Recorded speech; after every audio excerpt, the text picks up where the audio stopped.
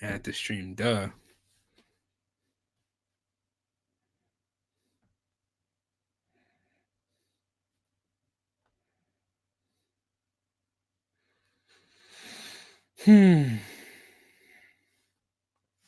Okay, so how do I sound? Is my audio good or what? Notification gang. I don't have my headphones on. I need to actually put my headphones on, see how I sound.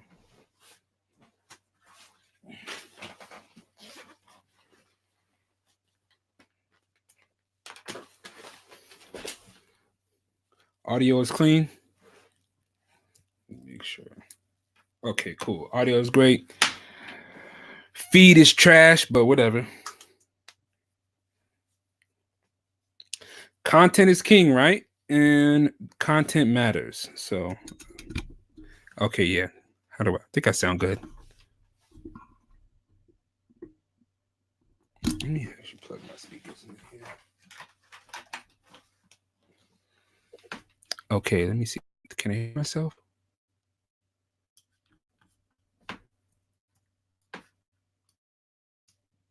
Damn it, I can't hear myself on this thing. Cool. Hey, videos. All right, cool. Anyways, this is I'm not even gonna trip over this. Whatever.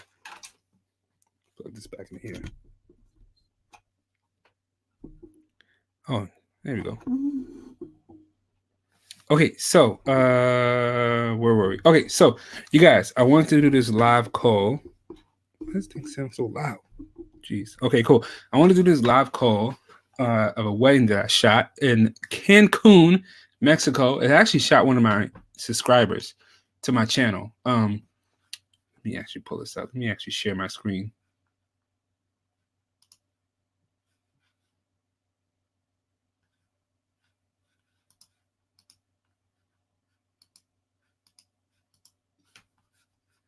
Oh, here we go. Screen share.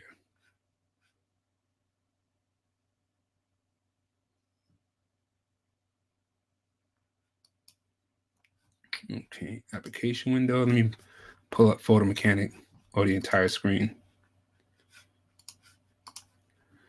Okay, so I'm sharing the entire screen right now.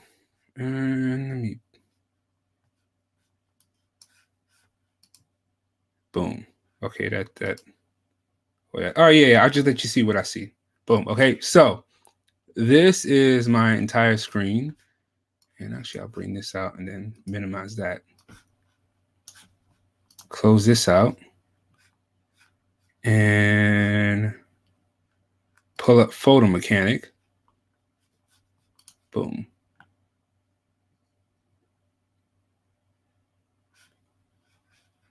This always asks if I want to update, and I'm like, no, I don't want to update.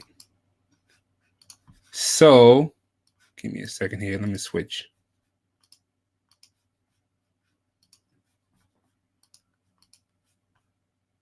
Share. Okay, cool. So you guys can see that. And if I bring that, maybe it's this. Okay, sweet. And I'm looking at this on my phone. So I have my phone right here. So I can kind of see what it looks like. So I can kind of see what you guys are seeing.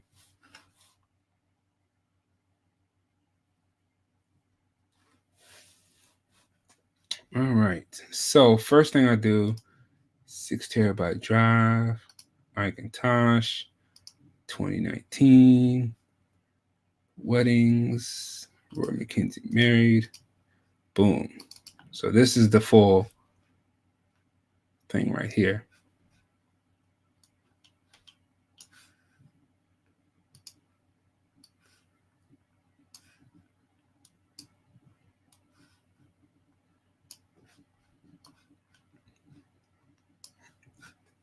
Okay, cool. So you guys can see it. This looks good. All right. So welcome to the wedding call. Do we still sound good? Is the audio still good? And actually, I think I'm gonna make this like full screen, so you guys get the full look of it. How's it look?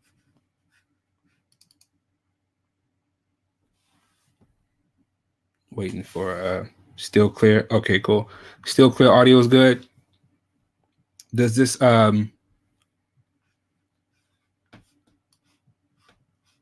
Actually, let me switch the screen that you guys are seeing.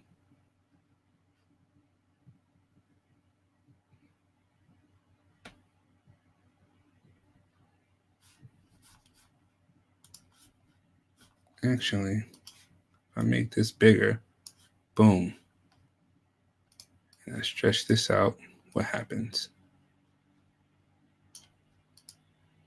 Oh, okay.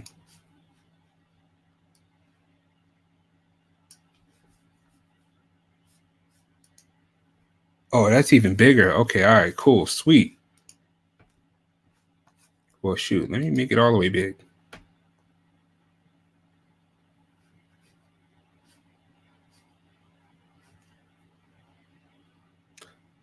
Oh, that's nice. Okay, you know what? I'm going to go back to sharing the entire screen.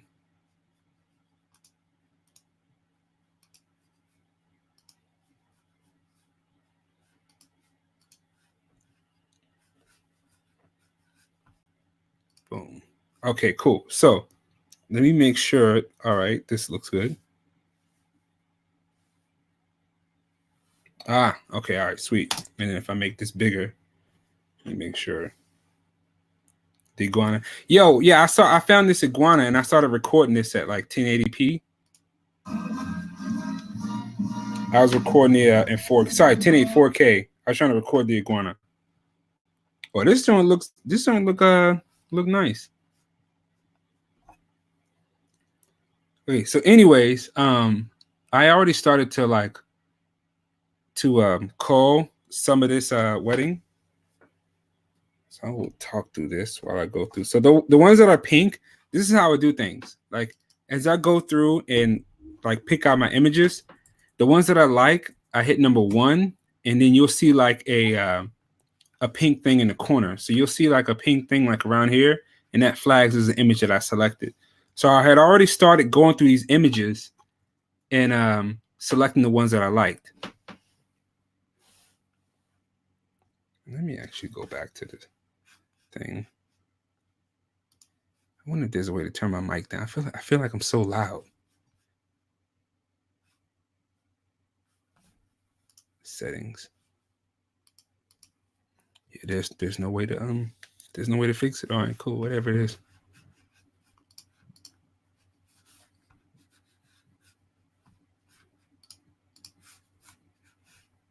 Boom. Okay, so anyways, how do I want to run this?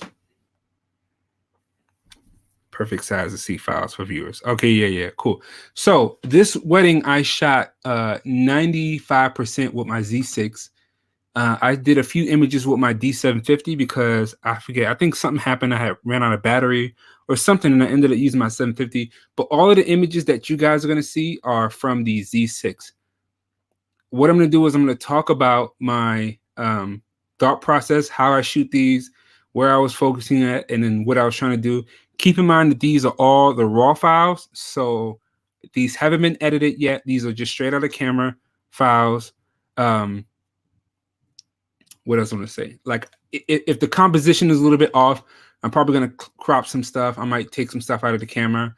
If you have questions, I have my phone in front of me, which is like showing like what the feed looks like, so I can see what you guys see. And then if you have questions, I'll like kind of look down and scroll through questions. But I'm just going to talk about like what I'm thinking here, the shots I'm getting, what I'm getting. So that way, as you look at this, maybe you'll see like when you shoot a wedding, okay, this is kind of shots you want to get. Why is he shooting from this side versus the light side? Why is the picture so dark? You know, all that kind of stuff. So anyways, let's start from the beginning. So we were in Cancun for a wedding that we shot for this couple. We got there Friday night.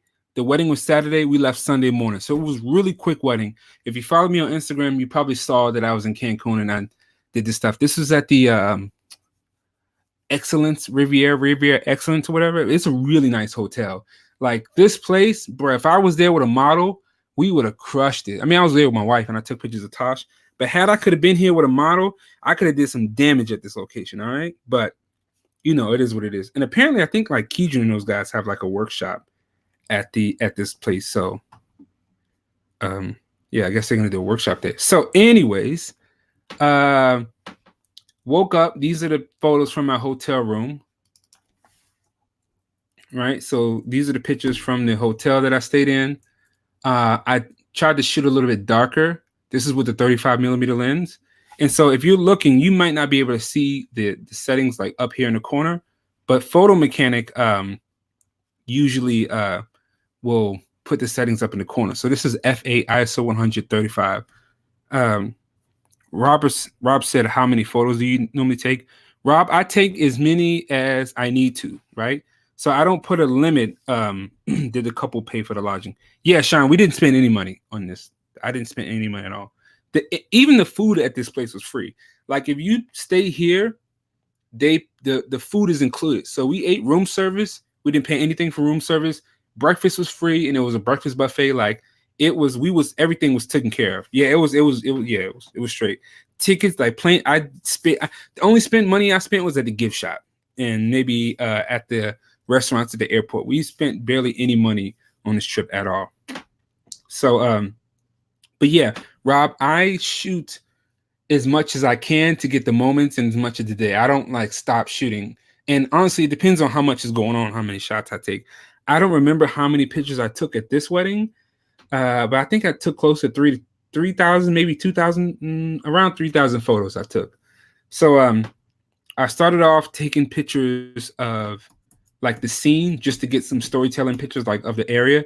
These are with the 20 millimeter lens, the 20 millimeter 1.8 on my Z6. This is an f9. And I started shooting right after she got done with her makeup. And so she was getting ready with her family in her family's room, and the groom's getting ready at his room. So this is kind of like a storytelling shot. This is just to set the scene, to establish what's going on. So the bride is right here, her dad, her mom. And so I didn't pick any of these images. This image is what I picked. So instead of picking this one, I picked this one. Thinking about this now, I probably would have picked this one instead of this one because this one's a little bit tighter. But for some reason, I chose this picture instead. But anyways, you can see the pink thing right here to show what I chose. Right? Oh, then I got my exposures right, and we got brighter. So this is a 2/50th of a second, and then I went down to 100th of a second.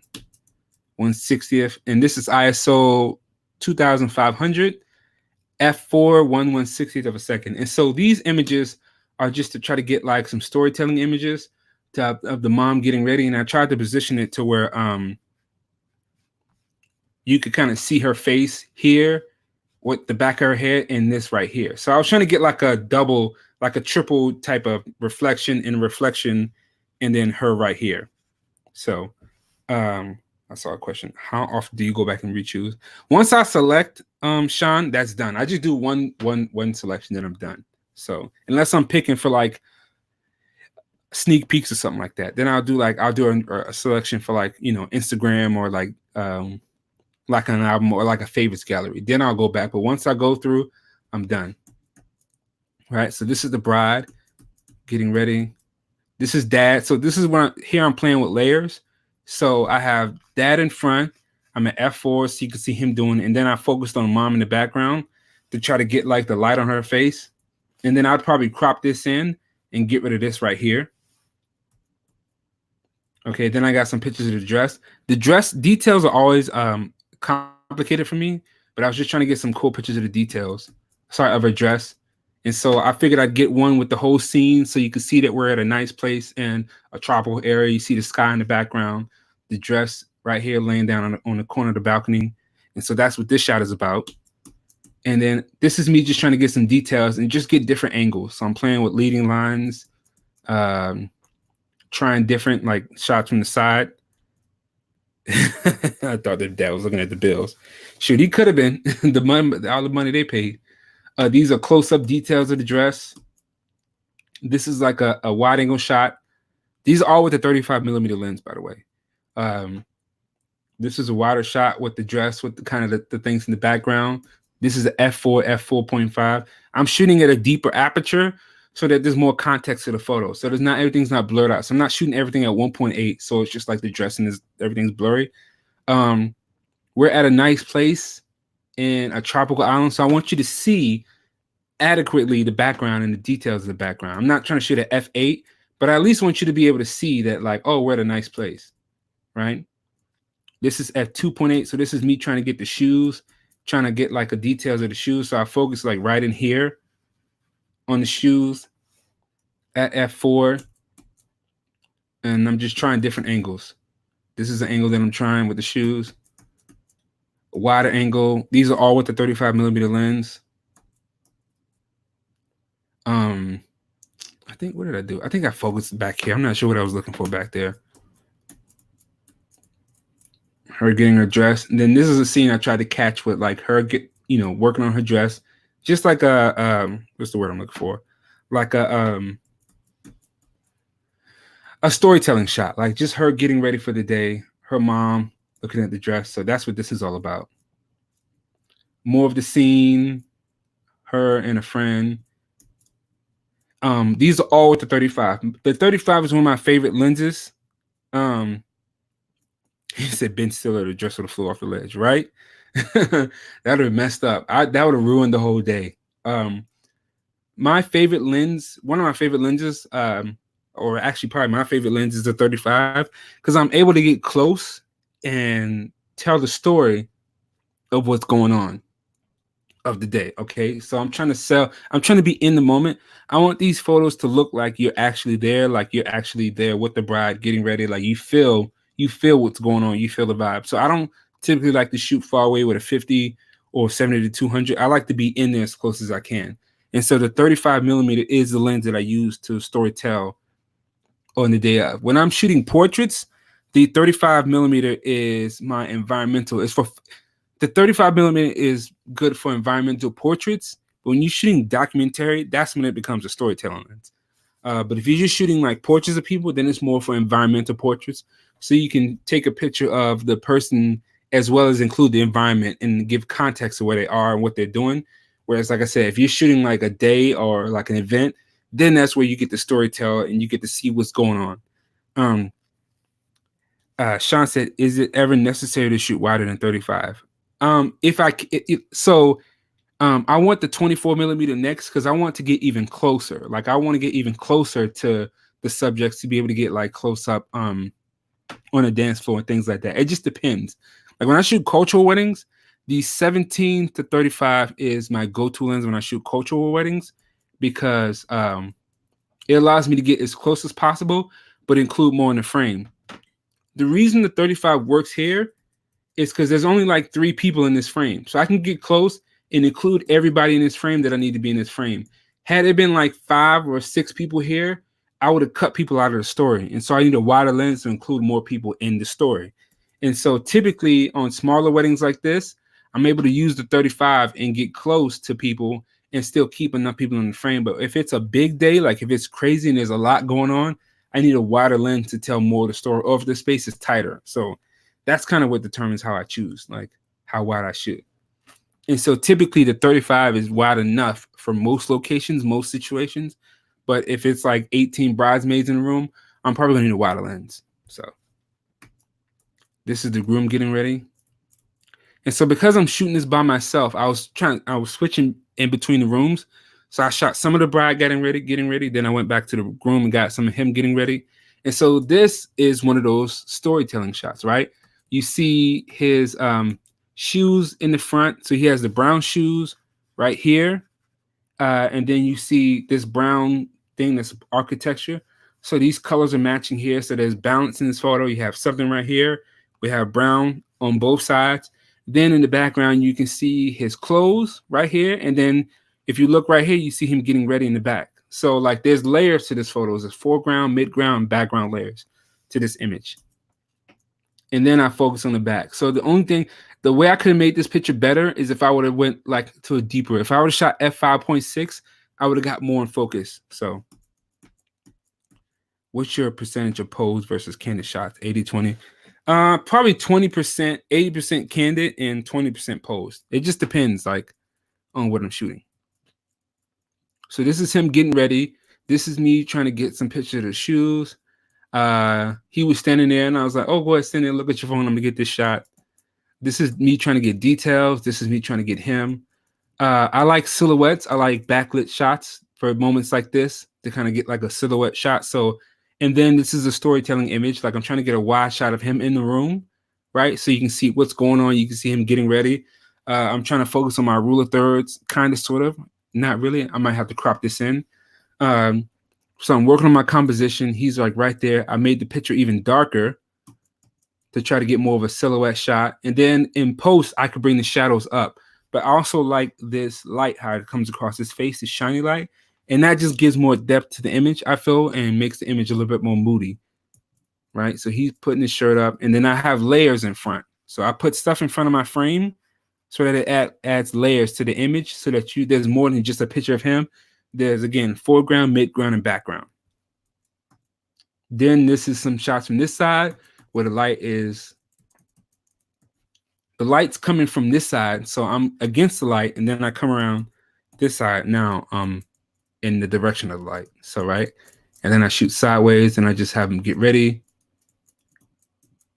and then I'm shooting this way. So I bring the highlights down in post on this side. I bring the shadows up, add some contrast, so that way.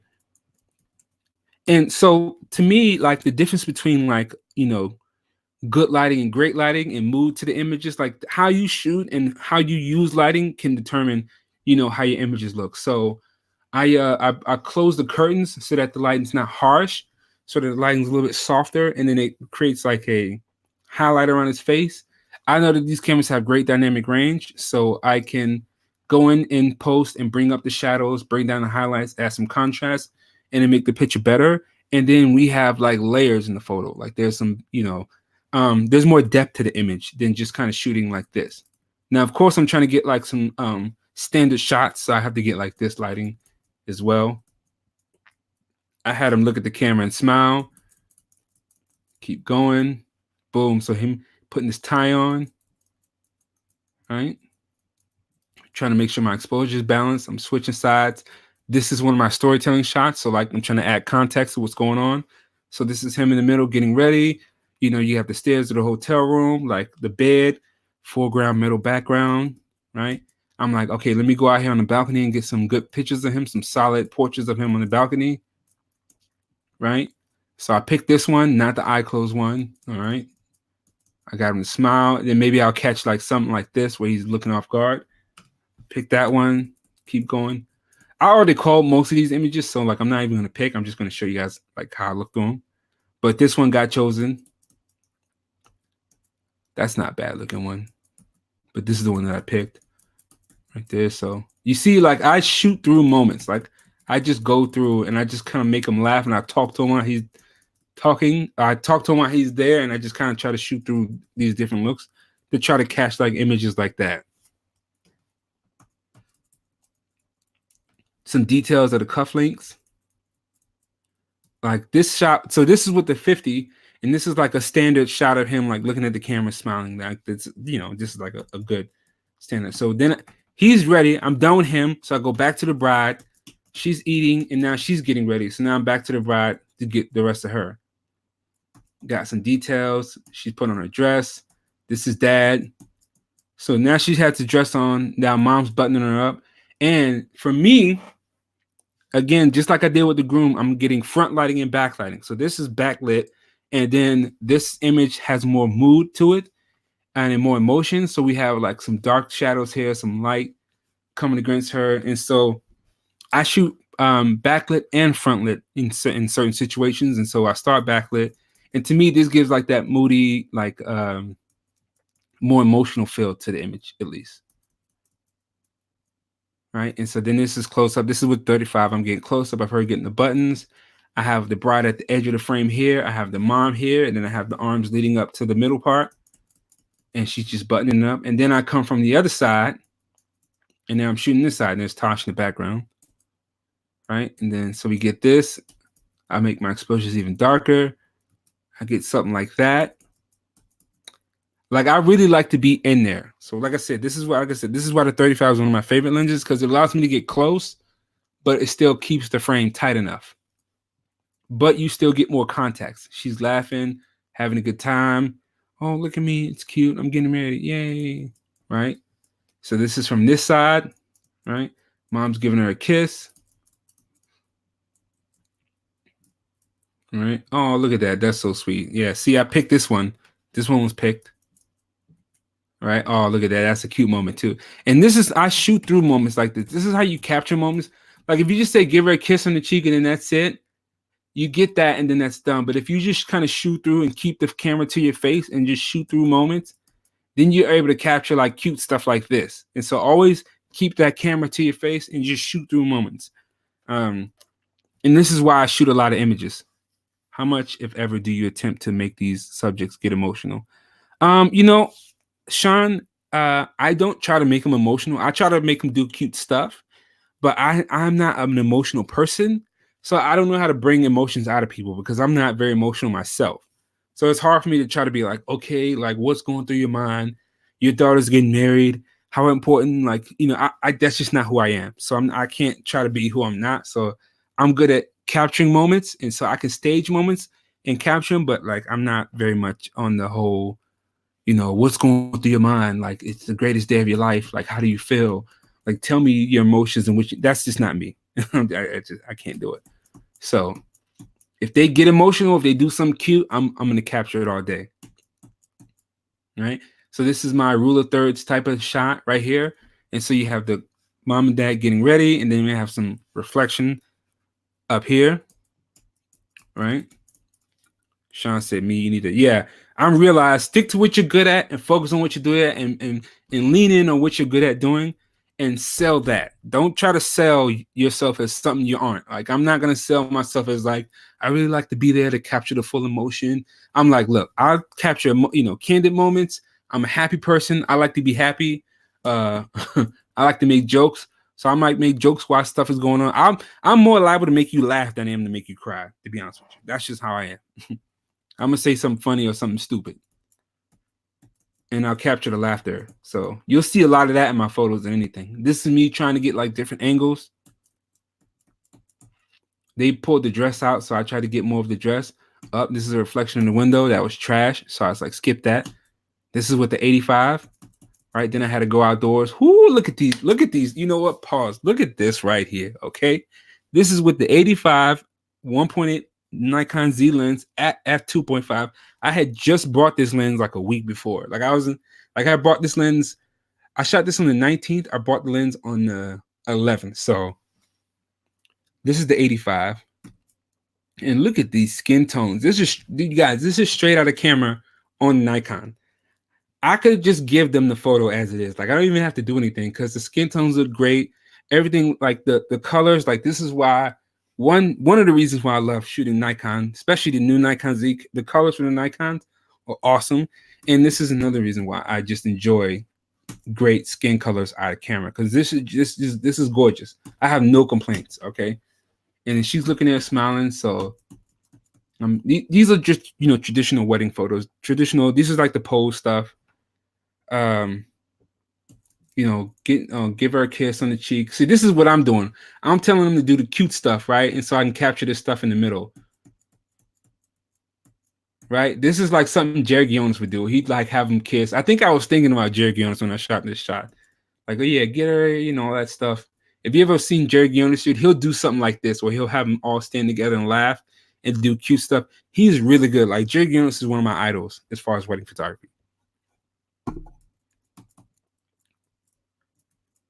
Boom. Okay, so now we're getting some good pose images like this, right? And so my style, like this kind of stuff right here, this is with the 50. These images are what I'm getting to kind of like make sure I get these static images. Like this is kind of stuff that what is the word I'm looking for? This is what's the word? I guess mandatory. These are like the mandatory shots that you have to get, especially like if you want to get published or stuff like that. They want details. She might want this as a profile picture. I'm going in here trying to get detail shots. These are all with the 50 millimeter. These pictures were all taken with the 50, by the way, 50 millimeter. All this is 50. And so the 50 will get in enough room to get all three of them, but also get tight. So that's why I chose the 50. This is the 50 as well. I think then I went to the 85 eventually to get like more compression. But the 50 is great for this type of look right here. The 50 will get like nice, like 3/4 of the body. you know, head to the waist, some details. This is a f3.5, so I'm trying to get more details. So it's not what is the word? It's not 1.8, 1.4 where everything's blurred out. Again, I want to give context to the location. I want you to be able to see all of the details. And so this is a f2.5. I think I focused on the earring. This is what the 50 as well. Hopefully, if you're watching this and if you're like new to shooting weddings, this will give you ideas for shots that you want to take. Like this is one of those like shots that you see in the magazine. This is that crop. This is what the 50. I was just waiting for blue skies on a cloudy day. Boom. I'll have her look back at the camera and smile, right? And like images, this is with the 85 1.8. This is at 1.8. This is I was looking for that blurry stuff. What was I gonna say? These type of looks are this is what was I gonna say? I like that. Yeah. I forgot my thought process. But anyways, then they got her shoes on. I switched back to my 35. This is a 35 shot. I got wide angle. So again, you can see that I'm close enough to the shot where she's here, she's in focus, she's putting this on. I shot at 1.8 to blur them out of the background. Also, with lighting in inverse square law, of course, like the closer you are to the light source, the quicker the light will fall off. So shooting this, I knew that they would fall off into black in the background. And so your eyes will be focused to what's going on right here. And then you won't be able to see what's going on in the background. And also to help that, I shot at f1.8 so that I would blur that background out. So you would just be focused on what's going on here in the frame.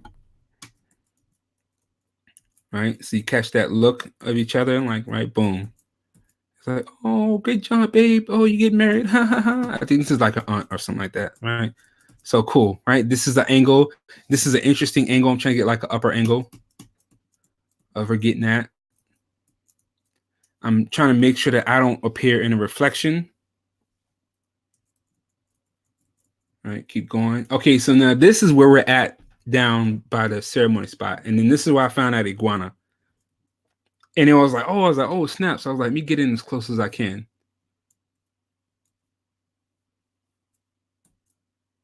And then I was like, let me test out my 85 millimeter lens. I only shot the only lenses I used for this wedding. I had the 35, the 85, and the 50. Those are my three main lenses. So these are with the 85 millimeter lenses, the lens, right? 85. I don't own a 70 to 200. I don't own a 24 to 70. I rent those lenses when I need them. Most of the time, I can get by with those three lenses. This wedding was 95% 35, 85, and I think I pulled out the 17 to 20. Sorry, 17 to 35, the reception on a D750. But most of the time, most weddings, I can get by with those three lenses. What did you say? Do you ever take pics with the intention of converting to black and white? Not really, Sean. Sometimes some moments do get converted based on like what's going on. I'll convert them, but I don't ever take pictures with the intention of making them black and white. Let me see. Did I stop selecting? I think I've stopped. Yeah, I think I stopped selecting back here.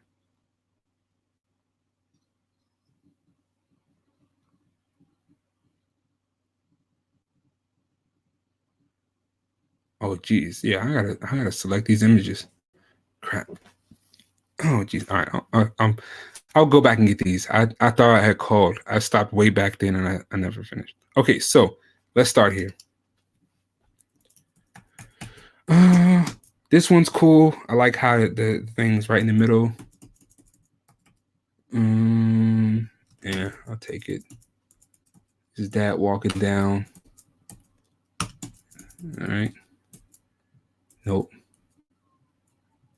Yeah. Perfect. Mom walking in. This is with the 85. These are the two mothers sitting down. Oh, that's her coming down. You can see her right here. Oops.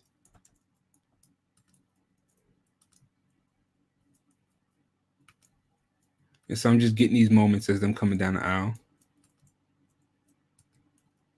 Boom. Boom. Boom. Boom. Boom. Oh, that's good. Dad's looking at the camera. So I didn't get any pictures of the groom. I told Tosh to get pictures of the groom's face. So I was focused on her the whole time. He's like, "Oh, babe, oh." So here, I try to get images like this, where we have the groom on the left side and we have the bride on the right side, and so there's depth again, foreground and background. So you can see that there's context, and so you can see these two here on this side of the frame, them two coming into the frame.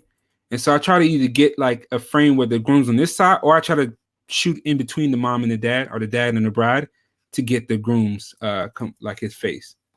So let me go back. Yeah, I got that. I got this, that. Oh, they're hugging each other. Oh, love you. Boom, that's great. I got like right here. Now I'm shooting with the 85, right? Oh, so the actual, like, I guess the hotel or whatever, like they had a photographer that they had shooting the ceremony, and so I got a picture of him shooting as well. I think, what did he have? Did he have a 750 or 7500? It looks like it's a 750. So yeah, I took a picture of the. You got that a young Newell, that YN 560. Yeah, I got a picture of the photographer, the hired photographer from by the actual resort. He ain't mess with me though. He's not.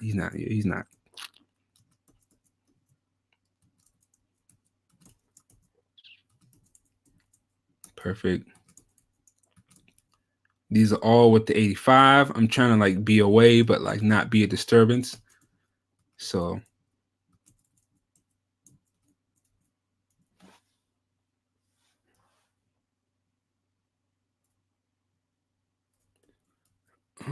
yeah, these are like these mandatory shots where you get the groom's expression and the bride.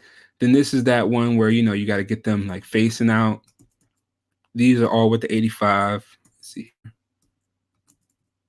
And then you got to get the bride looking at the groom. So that, like, you always got to get one of the groom looking at the bride. You got to get them facing each other, and you got to get the bride looking at the groom. And then I just kind of go back and forth between those kind of shots throughout the day. Get her expressions of her looking at him, right? Then I switch to the 35. This is with a 35 millimeter lens, and then I get wider for context. So you have the bride and groom in the middle with the officiant. Then you have this side. You have this side. So there's certain roles that play into this type of frame.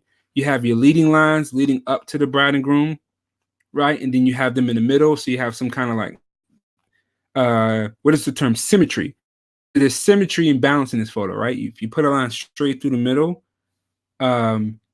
it's equal on both sides. Like the equally weighted on both sides. And that was kind of the point here that I was trying to get. So, and what you do is you just kind of stand here, and you got to work through this moment. You got to work through this situation. Like, take one shot and move. It's like keep shooting and trying to get like the best moment in this section right here. Boom. Then you got to get closer. So this is with the 35. And then I went down to 1.8 to try to focus on them and blur out the pass in the background as much as I could. Right. Then you got to get the hands. This is still with the 35. As you see, I'm basically on my knees. I try to stay out of the way. So I'm as low as I can get and get like photos like this where there's hands here in the foreground, there's hands in the background. You have weighted on both sides. You got the Bible. This is just one of the shots that I like to get. Wait here, stay in here, work through this moment, then go up and get them two looking at each other. Boom, right? And then this is when I try to be creative and get like that upper angle with the stuff leading up to their head. Right? Then this is a wide shot to tell you, so you can see what's going on. So you can see the location. So you can see everything that's going on. This is how big the wedding is. Pretty small area, right? I'm going to zoom in. Right? So this is everybody that was there. And then Tasha's right there.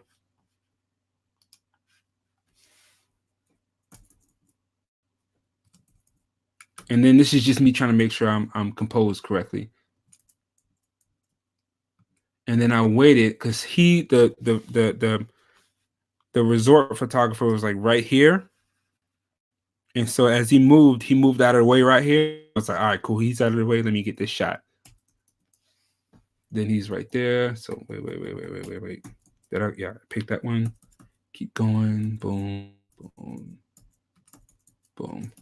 Working that angle, getting back in close with the 35.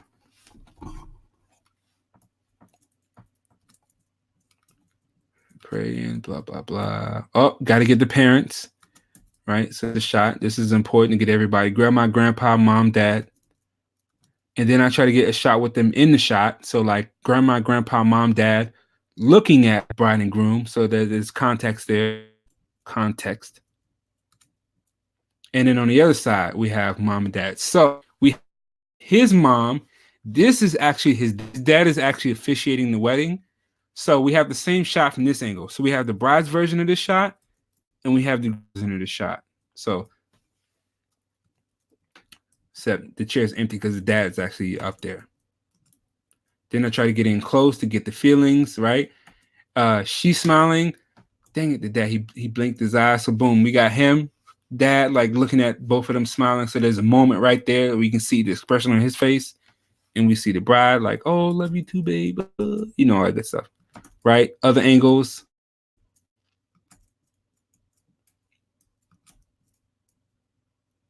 Oh, yeah. Getting ready to kiss. There we go. Yeah. Boom. Brighten my exposure. Oh, yeah, this is the 50, right? Boom. Look at this composition, you guys. Come on. Look at that. Right? Okay, so this is with the 50. This is one of my favorite shots because I lifted the camera up. You still have some kind of stuff here in the foreground, but then these lines are leading lines that kind of lead down, and then you have this different perspective. So like he's in my shot right here. Like this is a great shot. So like if I feel compelled enough, I would Photoshop him out of this frame just to get this particular angle. I understand he's trying to do it, but I'm like, yo, like this. Here we go. Bam. This is why you stick around so you can get that moment. Whoa, look right here. Then you got to get in close and then crop right there and get the hands, putting the ring on. Again, I like to be in there. I like for you to feel like you're a part of the reducing the call. Do you shoot for each hip? I do. It just depends. Sometimes I have one camera on me. Sometimes I'll have two. Recently, I just have the Z6 on me, and then I'll grab the 750 for a backup. But this wedding, I just had the Z6 on me, and the Z50 was like around for backup. Right, got in close. Look at this expression, right?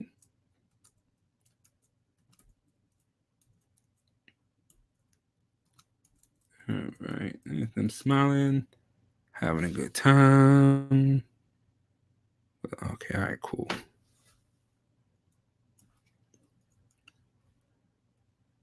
Yep, that's lovely. All of these. Oh, look at the kids. Oh, got him. Right. Oh, that's cute. I think I tried to get back to get like an interesting angle. Oh, she's like, yay. That's the shot right there. Man, if only the officiants would just get out of the way, okay? They're like, oh, like if it was like a rule that when you say, I now pronounce you bride and groom, kiss each other, and then he just jumps out the way, that would make shots like this so much better. Like, this is a cool shot, but then he's like right in the shot behind her head, and it's just like, ugh. But, you know, it is what it is.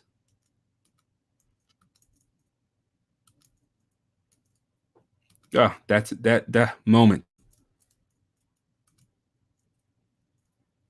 Oh, look at this. Come on. Look at, come on, you guys. This is so adorable. Some of these shots, like, it's my first time looking at these. Like, I haven't seen these since I shot the wedding. So I'm reliving this along with you guys. So if I seem genuinely surprised or happy, it's because I'm like seeing it for the first time again, besides the day of. Like, I haven't seen some of these images since I shot them. So, and I just shoot all the way through, like all of them walking through. I just walk back with them. Oh, look at that right there. That's adorable. And let me tell you, this 50mm shot, this is a f2.2 on the Z6. This 50 is sharp, man. This is like you can't see the sharpness of it based on this live stream. But let me tell you, believe me, this is a sharp shot. Go somewhere, Rosie. Jeez, I'm not trying to mess with you right now. Right? I walked all the way back with them. And it was just them. Like sometimes if it was the bride and groom in a wedding party, I let them go through it and then I would shoot the wedding party coming through. But just because it was them, I just walked all the way back. Then I got mom and dad going. So I got them coming out. That's cute. The groom's parents are like, yeah, that's cool. All right. Yeah, that's right. All right. Thank you very much. Okay. Oh, he smiled a little bit. There we go. Got one. This is grandma and grandpa for the bride. Like, oh. All right. So I got like a legit shot of them. Yeah, live stream not doing it justice. It's not, bro. Okay, so this is them. Okay, so now this is the family shot, like everybody here. So this is me just trying to get everybody in the shot to get this done. It's hot out here. People are sweating. Like, so I'm just trying to make sure I get this shot, right? So I'm like, they say cheese, yay, blah, blah, blah. We got a big group shot. Then I get in there and get close and get the bride and groom. And let me change this around so you guys can hear me better. Then I get the bride and groom, and I just get in close and be funny. And like, oh, get up close in their face and, just, be stupid. But isn't this a warm shot like this right here? Can't you feel the love in this shot?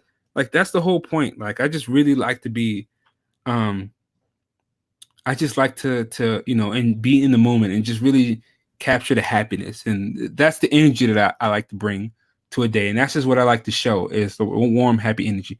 Now, this is the family photo. So this, of course, is how I fit. Oh, dang it. I hate when I do that. Go back. Wait, did I had selected that. So now this is the family photo. I got mom, dad, bride and groom. Groom's family on one side, bride's family on the other side.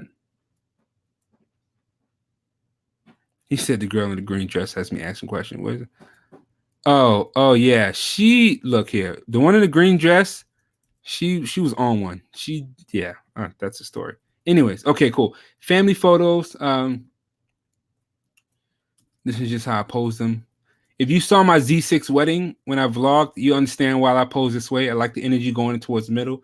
So I like bride and groom to be in the middle. I like groom's mom and dad on this side. Bride's mom and dad on this side. I like it to be boy, girl, if I can. Except I always want the two moms close in and then dad's on the end. You know how we do that chivalry stuff, like the dads, men are on the end, females inside. You get it? Okay, enough said. Look here, smile. I got the 85 on there for compression. So it's nice, tight image, like everybody's flattered, right? If it was a lot more people, I would have broke out the 50 millimeter and got closer. Or got wider. But because it was just them four and I had space to back up, I decided to use the 85 because I had the space to use the 85 and get like a nice compressed image of those guys. Right? And all you need is one, right? So they're like being cute, kissing each other, and I'm just kind of capturing that. Oh, damn it, misfocus. There we go. And then you just go into the groom's family. He got his parents right there. Boom. Okay, that's cute. We got that shot. Oh, look at my, the groom's dad and Mackenzie having a moment, right? Oh, look at the ring. Look at what you spent money on. Yo. She's like, check this out, dad-in-law. Got him. That's what that looks like right there. He's like, yeah, you did. These faces. Oh man. Anyways, okay, so this is how hot it was. Okay, you see the sweat? Like, this is grandpa. He's sweating through the shirt. That's how hot it was. So we got these cool shots of them together. Boom. Her with her grandma and grandpa, because this is important to her. This one doesn't work. No, that one's not. Oh, give him a kiss on the cheek. Blah blah blah. Yada yada yada. All right. These are with the 85 f3.5. Man, this is sharp. Who these lenses, boy? These colors, though. Do you understand? Like, this is like This is straight out of camera, you guys. This is what I captured on the day of. I should just convert them to JPEG and be like, here, just be done. And the better you get at, you know, shooting weddings and your lighting and stuff, like all I gotta do is put these in Lightroom, throw a preset on these bad boys, and then ship them out. Like I don't have to do any crazy thing. I ain't gotta do a whole lot of extra stuff. Maybe some cropping, you know, maybe some adjusting, but like for the most part, I ain't gotta fix exposures or do anything crazy, you know. Of course, this was this the weather worked great. Like it was a little bit of cloud. It was like there was some sun and there was some cloud overcast a little bit. So like it was just perfect. Like it made it easy. I'm not gonna lie. This the natural light guys were on my side this day because it worked out. Them lighting, them standing.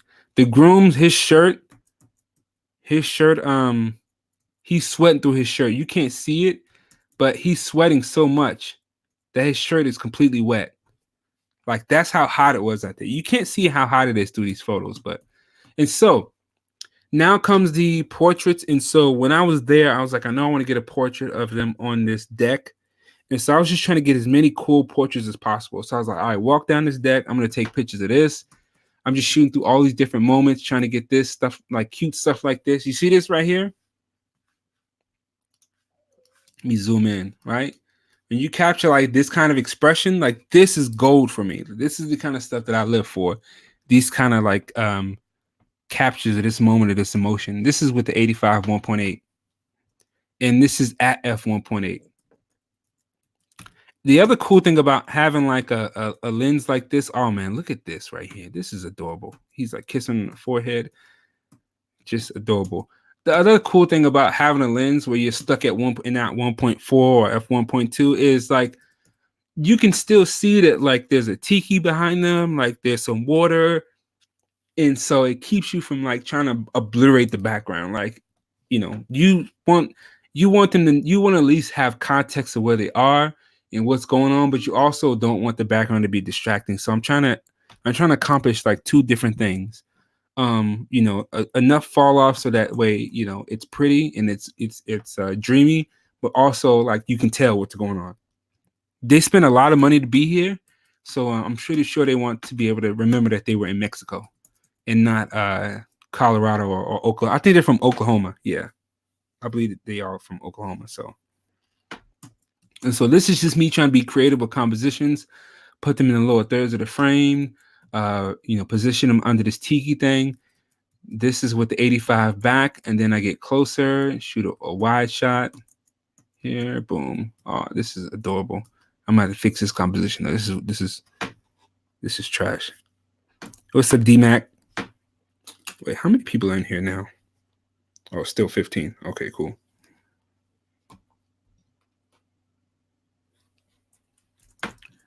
Oh, then it got closer. This is with the 35. So now I have the 35 on, and I'm like really trying to get in here and really like really get like up close so that you're like you feel like you're right there with them, right?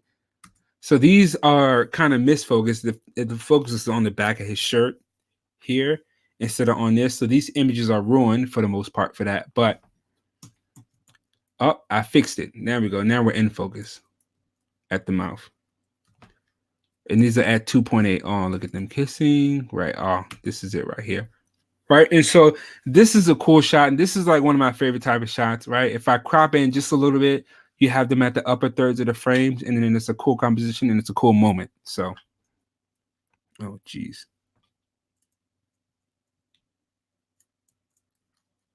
Boom, right there. Oh, and then Tasha's in the background. I actually vlogged this wedding. Dang it, why is she in the background? Oh, I gotta crop her out. This is cute. I vlogged this wedding, so I'm gonna make a video about this. This as well. Oh, this is adorable. Look at all of this right here. Right. Oh, so then I'm like, let me try to get this angle, right? Let me try to get the background with the Riviera in the back and stuff like that. So now I went to this side. Now I'm shooting from this angle. I had them hold hands right here. Man, look at the one. Come on. Look at this, guys. Look at this. I don't think there's anybody better than me on YouTube that's shooting weddings. Okay, let me just put that out there. Let me just big myself up. Okay, actually, Ivash or whatever. That guy, he's effing great. Okay, I'll take that back. Ivash or whatever, the guy from Ukraine. That boy, he's amazing. Oh, look, I had a bird pull up in the it's a bird up top. Oh wow. Yeah, perfect. Oh, kiss on the forehead. Yeah, I think yeah, perfect. Oh, look at the and so you see how like if you look when I yeah, look up Ivash something. He's dope. He actually did a collab with Irene Rudnick. So if you follow Irene and look at her video, she did a collab with him and but he's dope. His work is amazing. And I like his style too. I like that documentary, like bold, like real, like crunchy, style. But anyways, you see, you got this shot here, and so I have him turning her, kiss on her forehead, and then I just shoot through this moment to try to like get like little stuff. Like look at my camera bag in the background. You see this right here? This is my camera bag right here in the background because I was too lazy to pick it up. Now I gotta Photoshop it out if I want this photo to work. Idiot. Then you capture the smile. Like, look at this, okay? And this is why I take so many shots because I'm trying to find these moments. I'm trying to get these moments in between, and you gotta have your finger on the trigger, ready to pop, because then you miss stuff like this. And this is how you get these moments. Like, this isn't like this is in between. This is him kiss on her forehead. They happen to do cute stuff, and then you get lucky and you capture stuff like this. When they say luck is when preparation meets opportunity, you have to be prepared to shoot. And you have to create these opportunities. And so, yeah, I'm lucky with this. All right. Now what happened is I went to the very next. So see this over here. I ran all the way around and got on this other side and used my 85 millimeter to get them from this side to try to get this kind of shot. And so then this is me trying to work on my composition here. I have some stuff in the front. I'm like, I don't know how this feels. I'm like, yeah, 85. I got close to the edge. I'm like, okay. So I moved them further back, closer to the TP thing or whatever, tiki thing. And so that there's balance here. So I didn't want this in the front because this to me was ugly. I just didn't like it. And then this was kind of out of place. And then they're right here. So I moved them back. So now we have them right here, right? On this thirds. There's balance here, right? So there's this thing. So there's balance in this photo. And then we have a little context to where they're like this. There's this tiki thing, right? I had to do what I had to do.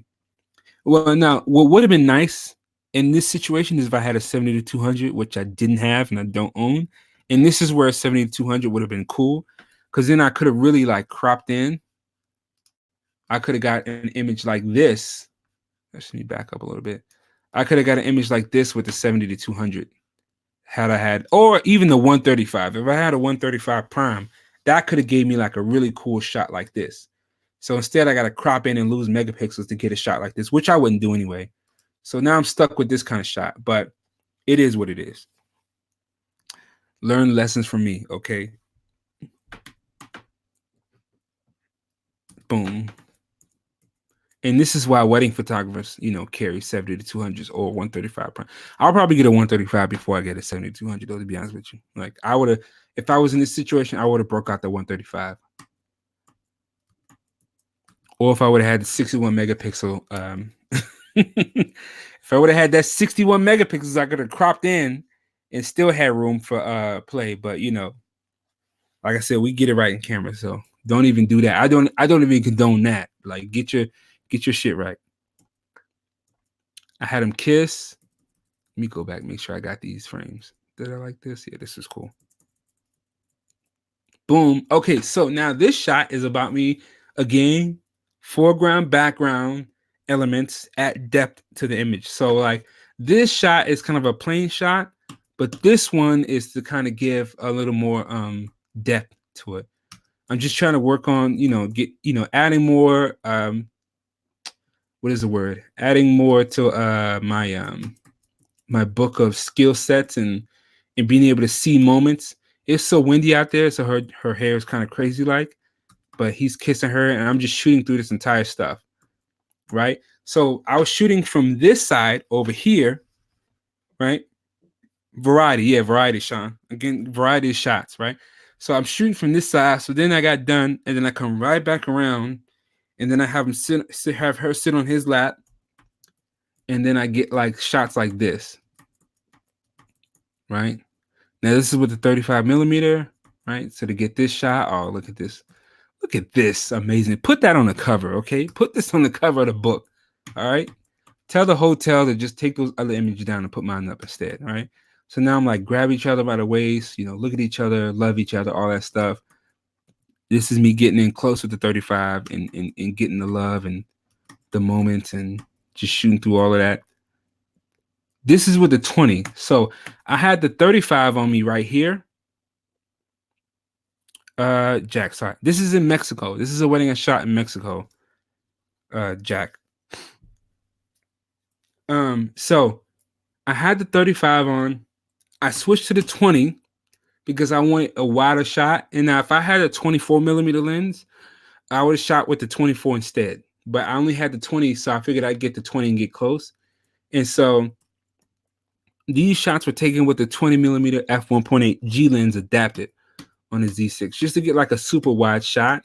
Because again, what I'm trying to do is get a shot where like I'm really close, but there's still context. Like there's a story here. So you can see that they're in love, but it's still like you can tell that they're like on the dock somewhere and there's water behind them and there's a tiki. So I'm trying to capture all of this environment as well as them in the shot. And you can't get all of this stuff with a 50 or 85. You have to be at a wider angle to get them in the background and all of that stuff around. So, and as long as you have them in the middle of the frame, they won't distort as bad, or they won't be too distorted because I have them directly in the middle. If I would have had them kind of in the left third, it would have been way too much on the right side. There would have been nothing going on. So for shots like this, I put them right in the middle of the frame, but then I make sure there's stuff like on the left and the right side so that there's like, oh, why are we looking at this image? Oh, because we want to see the background and the foreground. They're kissing each other. Oh, this is cute. Actually, no, that's trash. Get rid of that. Now, and what I'm doing, and another reason I get so many shots is because I'm moving around. So below, above, getting close, backing up a little bit from this side to that side. Like you gotta really shoot through these moments and really try to explore different angles to make sure you get like that image. You're not gonna get it if you only take one picture and you move on. You have to really move up and down and around. 24 to 70, no dust on my sensor, or yeah, right, Michael. I live on the edge though, so boom. Okay, so this is the 50, right? And so now again, the 50 for me is a nice, it's like wide enough to where I can get both of them in the frame and there's some context, but it's also tight enough that it doesn't distort too much. So that's kind of like the 50 millimeter thinking here.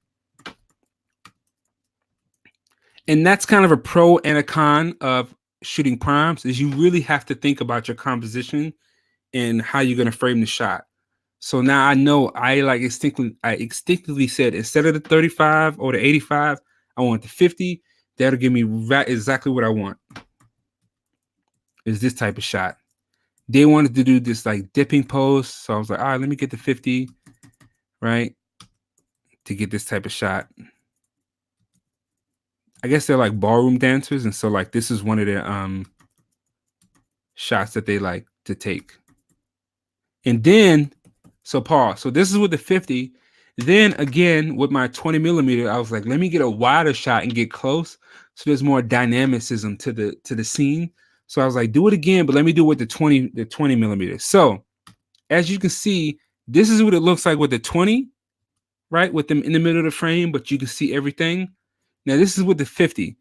They're still they take up about the same amount of framing, but with the 50, it's a bit compressed, so you don't see as much as what's going on as you do with the 24. And so, the 20.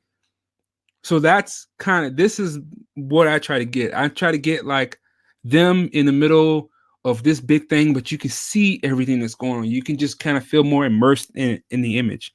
With the 50, you don't really feel like as you don't feel as a part of the scene with a 50 or 85 as you do with the 24. Like you really feel like you're in there with that, or at least that's my objective. That's what I'm trying to capture here. They just happen to do a really good job with this. Did I select any of these? Yeah. Boom. Yeah. White people. Oh, walk on the side of the beach. Man, the sucky thing about this situation here is DMAC say you need a second shooter. DMAC, it'd be nice. They come in handy, but I mean I got the shots. This is the thing about these shots, right? So let me go back out here. If you look at this selection of images, as you can see, I got the shot. Like I got the shot. So a second photographer is useful in getting shots that are like, different moments or different angles that like are kind of cool stuff that you can capture. But if a second photographer doesn't exist in this situation, these images are fine. Like this still will get the job done. Like there is we're not missing any moments here, right? That's what I'm trying to get across. I see what you're trying to say, DMAC, though. Wait, where was I? Okay, yeah, right here. So now I'm like trying to get them to walk around the beach. And we were gonna walk here, but like this was ugly, so I was like, forget it. And then we didn't want to get her dress wet, so we couldn't like walk around the side of the beach. So we decided to move like here to this side. And I was like, yeah, move here and walk this way. Look at each other, smile, all that good stuff. All that, yeah. Oh yeah. All of these are out of focus. What a shame. Oh, stop, kiss each other. Oh, isn't that cute?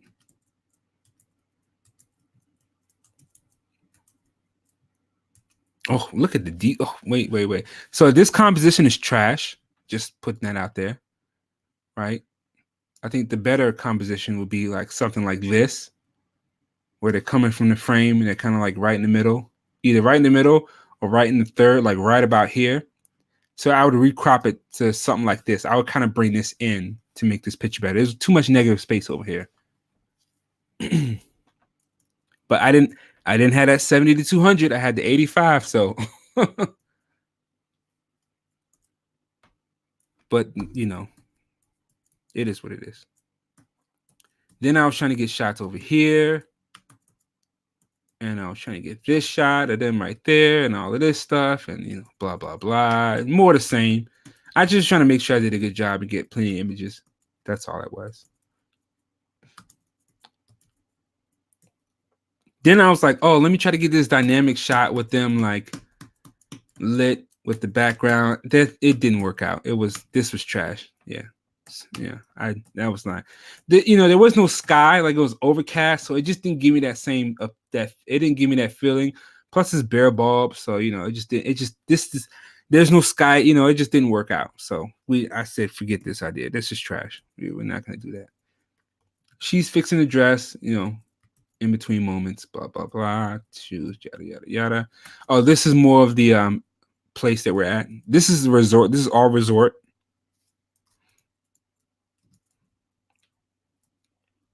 Getting a picture of them going up the stairs in the resort. This is the reception area, right? Some details of this stuff. Roy McKenzie, October 19, 2019. Yay, come in, Mr. and Mrs. Woohoo.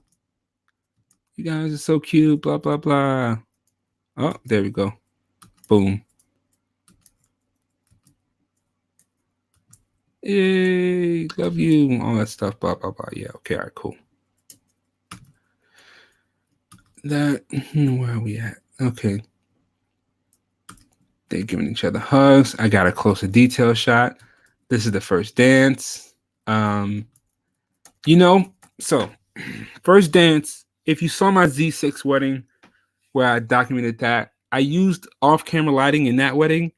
In this wedding, I didn't use off-camera lighting because I didn't have my light stand with me. Like I left it in the room. I didn't bring it, so I was kind of unprepared for the situation.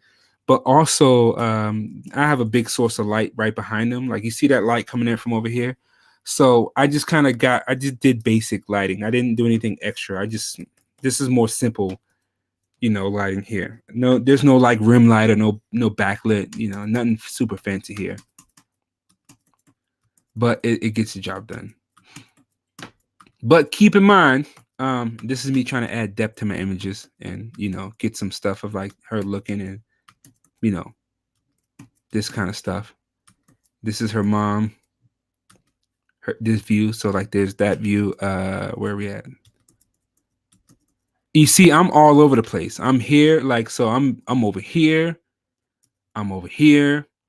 I'm over here. I'm moving. I don't stay still. Like I'm all the way around trying to get different angles because I'm the only photographer. I don't have a second shooter because I'm shooting by myself, I have to get the angles that the second photographer would get.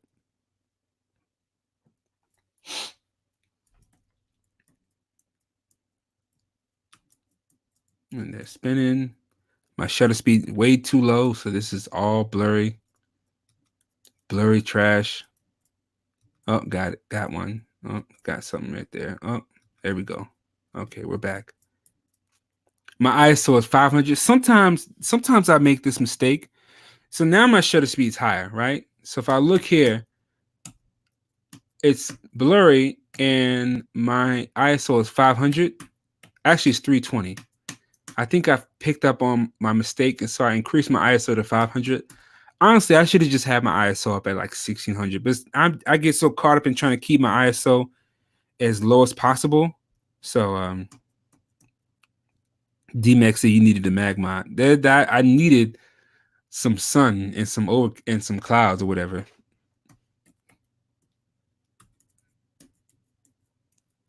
Or some sun and a oh yeah, this is what's going on here. I'll pick that one. Yeah, I'll let that one fly. There we go. Some back stuff, some backlit. Put them in the background. They're moving around. Oh, look at that. That's beautiful. You in manual or aperture priority? Oh, I'm in manual. It's all manual exposure. I stay in M. Although now that I could shoot an aperture priority. Like back in the day, I used to shoot aperture priority like really hard, and then I decided to go back to manual mode, and I just haven't gone back to aperture priority. But I do, I feel like aperture priority in these cameras are adequate enough, and the ISO is good enough to, in most situations, aperture priority get it right. And the benefit of the mirrorless cameras, again, the EVF. If I'm shooting aperture priority and the exposure is wrong, I can see if it's wrong or if it's right. So maybe I should be using aperture priority more, but whatever. This is me still trying to get this stuff. Why I got the 85 on me. Yeah, out of focus. Oh, this one's yeah, I was struggling right here. Okay, then this is dad and daughter. Basic stuff again. Yada yada. Got it. Got it. Oh no, not that one. This one. Oh, depth image. Okay, right. Trying to get in between mom and dad. Or mom. That's cool. This is cute. Oh, that's cute right there. Yeah, you can see her looking at, oh, this is the image right here. Okay. If I zoom it in a little bit more, right? So you put that right there, and then dad with mom, and then this is mom right here. I guess I could have been at a deeper aperture. See, I'm at ISO 800. I could have been at 1600 at f5.6 or f4. I could have stopped down a little bit to have more but whatever. It is what it is. Oh, that's cute. Yeah, so my composition here is trash. So like for this, I'd end up cropping this down. This would get cropped down to something like this. Not this far, but like that's good enough. Keep in mind, this is a 26 megapixel camera, so it's not like I got like a million megapixels to crop.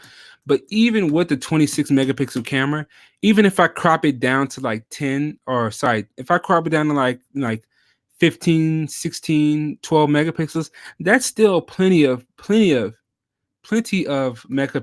for these images. And if they want to print 8x10s or six or to what 16 by 20s, 10, 12 megapixels is still enough for a 16 by 20 print. Like that, don't get it wrong. You can still get a decent sized print off of a 12 megapixel image. I am looking at a 30 by 40 megapixel, sorry, 30 by 40 inch print on my wall that was taken on a 12 megapixel camera. So because I've seen it happen in real life, I know what's possible. So the whole like, oh, you need 80 megapixels to print bigger than 8x10 is a lie. Okay, it's just what they try to do to sell you more cameras. They have to put more megapixels in these cameras to get you to buy and upgrade, and they gotta hide the better features that it should have put in the last camera. So like cameras like the A7R4, where they made the grip better because they should have did it the first time, or they made the buttons better, or they gave you a better EVF, or they gave you a better buffer rate, stuff that like they should have did the first time, or maybe they couldn't do. They did that in the next camera, but that stuff might not be enough for you to upgrade if you're happy with what you have. But if they throw in a few extra megapixels, that'll seal the deal, right? So, but keep in mind, 24 megapixels is more than enough for this type of stuff. Like this is plenty.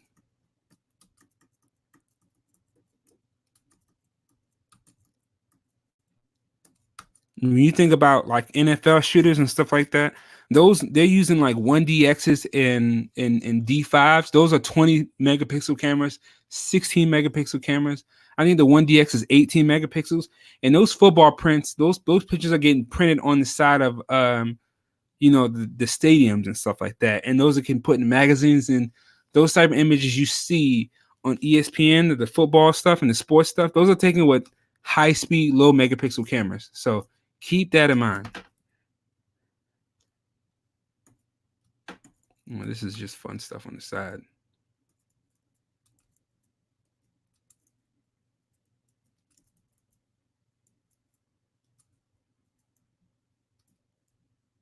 Oh, that's her. That's his dad and her. I think he got all emotional, so I got that shot. And this is me just trying out different compositions, like I said before.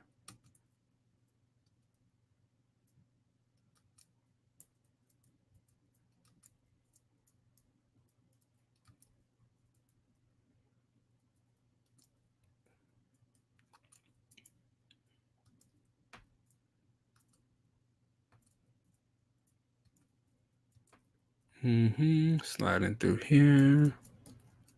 I think this one works. Oh, trying to get them signing the guest book, right? Yay. Okay, now this is detail shots. The Don who they had the alcohol on deck, okay? The Mexicans know how to party, all right? Look at this. That Don Julio. Now, where's the where the fireball at though? All right, that's my jam. My jam is fireball. I don't see none. And I got some shots of it because they're there. All right, there's that. Them being cute. Oh, look at this cute moment. All right, I had to get that. With 35. The Tito's handmade. All right, looking at the camera. And so like hopefully you've what I'm trying to say here.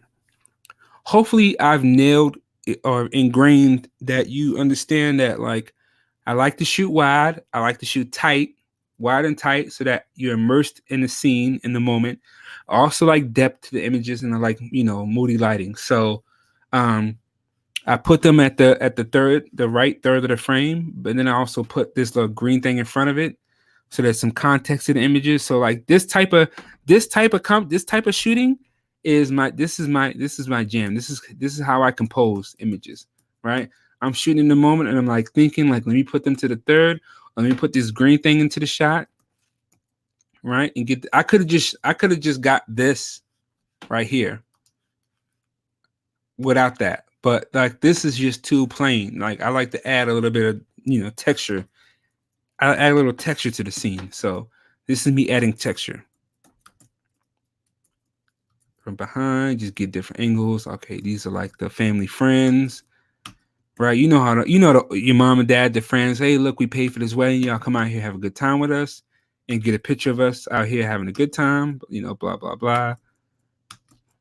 They're probably, reminiscing to a time where like they used to do like what they used to flash whoever or wherever. Would have been funny if I was like, all right, flash the win. But we're not doing that.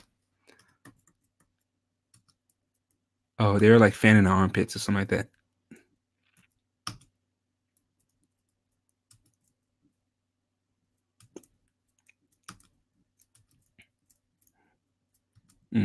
Yep, all that stuff. Grandma, grandpa, the whole family. Yay, you guys having a good time. Yay. Oh, Kinsey and the family friend. Oh, that's cute. These are all with the 35 millimeter lens, 35 prime. Gotten close. Oh, now we're giving speeches.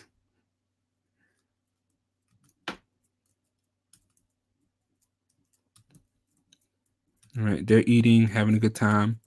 Boom, now it's dark. And now we're doing the reception, and she's dancing with grandpa. Blah, blah, blah. I think I had the flash on the camera, so I'm like, these are using flash. You can see.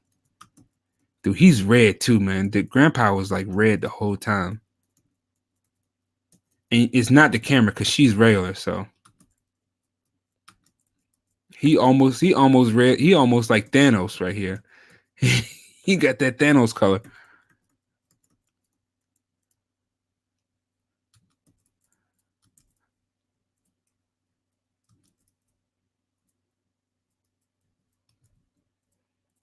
Oh, this is a cool little scene that I tried to get. She's like looking out.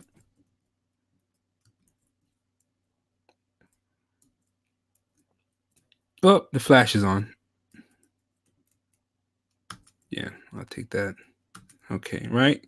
Cake cutting time. Oh, cut the cake. Yay. Cut the cake anime. Boom. Okay. Right there. We got the cake in the frame. Oh, we got that nice little blur.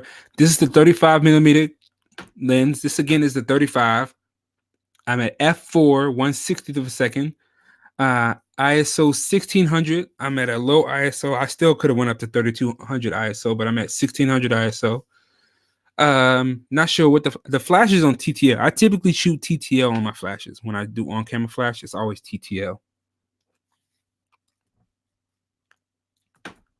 And I have my framing. I have my my subject, like the foreground at the thirds, and I have them in the background to kind of get this type of angle.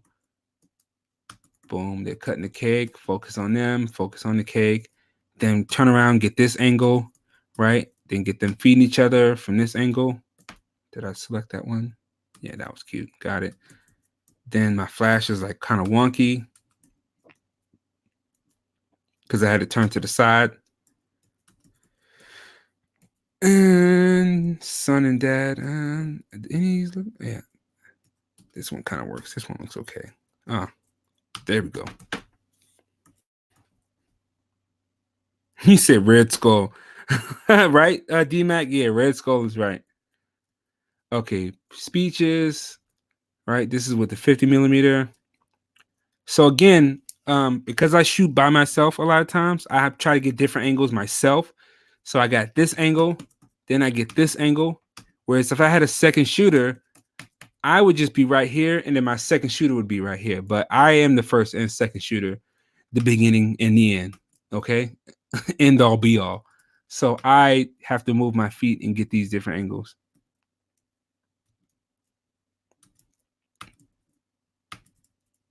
Oh, here, cheers. Okay, we got the nice little cheer shot.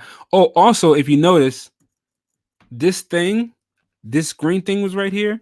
I got rid of that. Like this thing, I hate these. These things be right in the middle. Let me go back. These things be right in the middle of the bride and groom. Like, and I'd be like, yo, I'm trying to get a shot of them, and this thing's in the way. So I always like move it to the bottom. I'm like, we can get rid of this. So it was like there. Then I got rid of it. Now it's not there anymore. Because I'm like, this is in the way of what I'm trying to shoot. Don't be afraid to move stuff, all right? Oh, they're giving each other cheers, right there, hugs. All right, yeah, love you too. Blah blah blah. Oh, babe, love you too. Ha ha ha. Tearjerker. This is the groom's best friend. They're laughing. Right. And so also with these type of things, me trying to move around, depending on how tired from start to shoot into the shoot, how many hours was this? Good question. 7. Actually, you know what? I'll answer that for you right now. When did I take my first shot?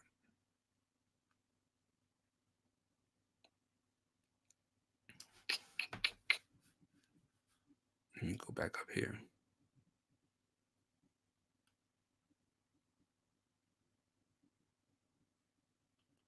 Okay, so I started around this time.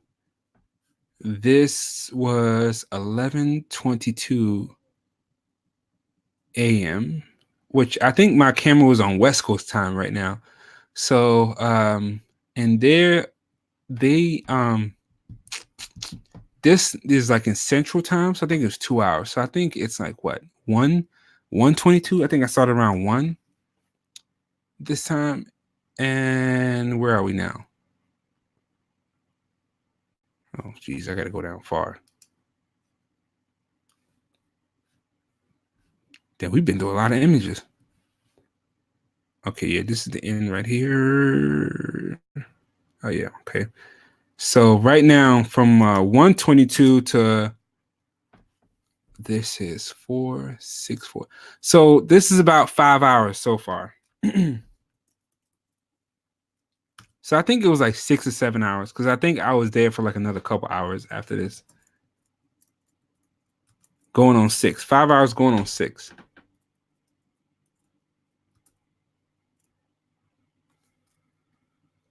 That's a nice flash work. Thanks, Subtle. Yeah. I think I had the flash behind me. And so I had it popping away from them and then reflecting back. So I had it like flip the other way.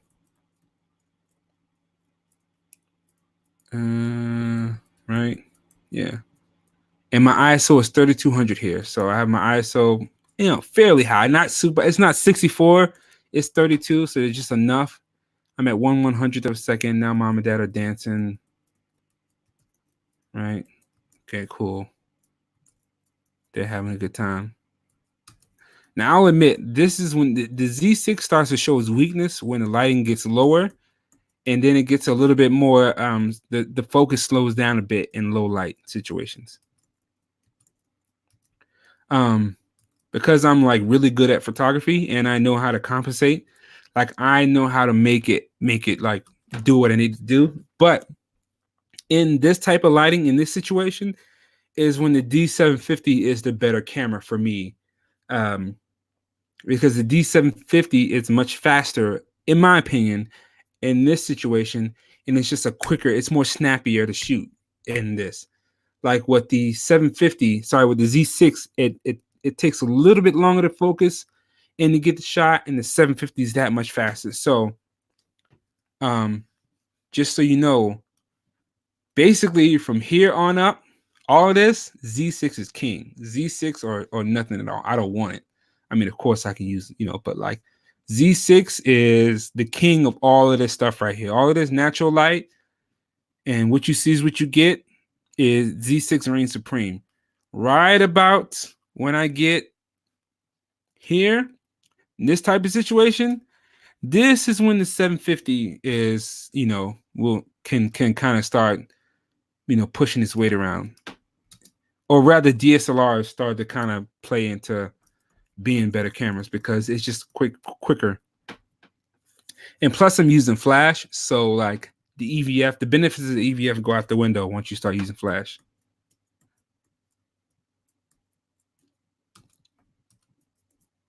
Now my hit rate starts to slow down in situations like this. And then I have to be a little bit more, what is the word? I have to be a little bit more careful and cautious about and figure out like where I want to, get my shots. As you can see, I'm still getting the shots. Like we get the job done. Nope, not that one. But I gave the camera to one of the ladies. She took a picture. She was like, "Let me get a picture of the photographer." I'm like, "All right, go ahead and take the shot." So she took a picture of me, and I'm there. I'm trying to be, the friendly black guy. Yeah, look at me, what a 10. All right. Let me just put this in the thing. Notice how I am me and Tosh are the darkest skinned people here. And, yeah. There were other black people at this resort. Don't get me wrong. But at this wedding, I'm the blackest person, the darkest person there. And that's typically the case with my wedding, especially living out here. I tend to be the darkest person in the room.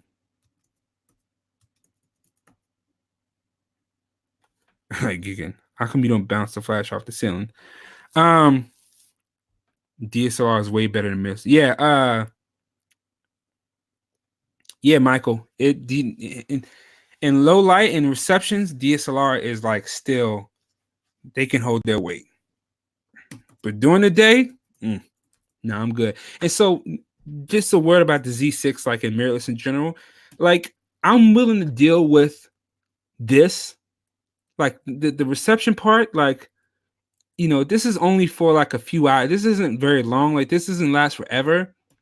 I'm willing to deal with compensating for a little bit slower focus, a little bit longer time to get the shot, like, and just being a little bit more cautious about the shots. I'm willing to deal with this for all of the other benefits that come with the Z6 or mirrorless in general, with just being a lighter setup. The lenses are sharper. The EVF is awesome to work with during the daytime when it's natural light. Like all of those benefits of the mirrorless. If the one thing I have to deal with is maybe not as tight or quick focusing or as accurate focusing in the reception, you know what? I'll deal with it. I'll figure it out. I've been shooting weddings long enough that I have enough skill to kind of make it work. Right. And so you are looking at my images the exact same time I'm seeing them. So you seeing my raw work. This I'm not hiding behind anything. This is exactly what I took. You're seeing it. This, like I said, this is the first time I've seen the shots that I took this day. Like I'm reliving this moment right along with you guys. So but as you can see, these shots are nice and they're in focus. Right. So clearly it gets the job done. But what I'm saying is the Z7 or the D750 or the D850 would have got the job done better. That's all. In the reception. There go the girl with the dream, yeah. Shorter shot, Photoshop, white shirt, edit. What are you talking about? Oh, D-Mac says, how come you didn't bounce the flash off the ceiling? D-Mac, I did, I think. This is bounced off the ceiling. Is there a part where I show up in the back? Wait, do I show up in the mirror? I think, let me see if I can find myself in the mirror.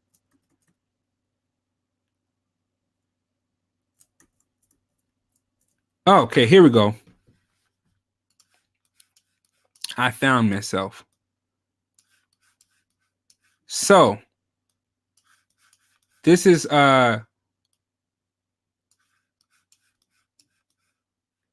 boom, see here? So this is basically how I got my light set up. I'm shooting here with my camera. I have my flash kind of up, but it's pointing back. So I don't have it directly pointing up, because sometimes when you bounce flash directly up, it gives that raccoon effect. So I have it up but tilted back, so that way there's some direction to the light. So it's not coming directly down. It's pointing back, up and back towards me. That's why, like, if you look at the flash, like if you pick up your, where's my flash at? I can't find it. It's not on me. But if you ever see the flash, they go all the way down and they tilt back a little bit. Like that's kind of like what this is for. You get that tilt back effect to where it's bouncing behind you and not directly above. And so that's the setup that I got going on.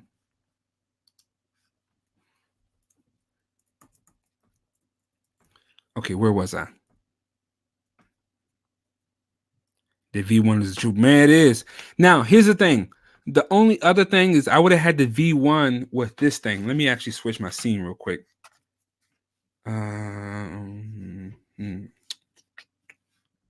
Boom. Okay.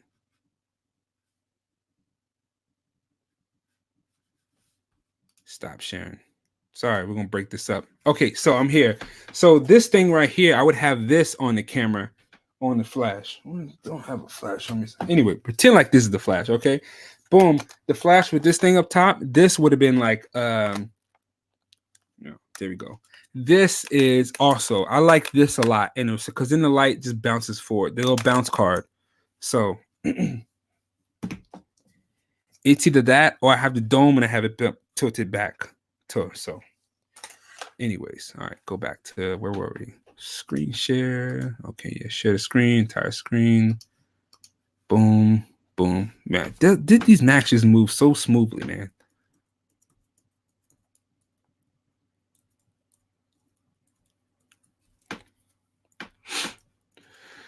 Okay, where we at? Here. Oh no, what? Yeah.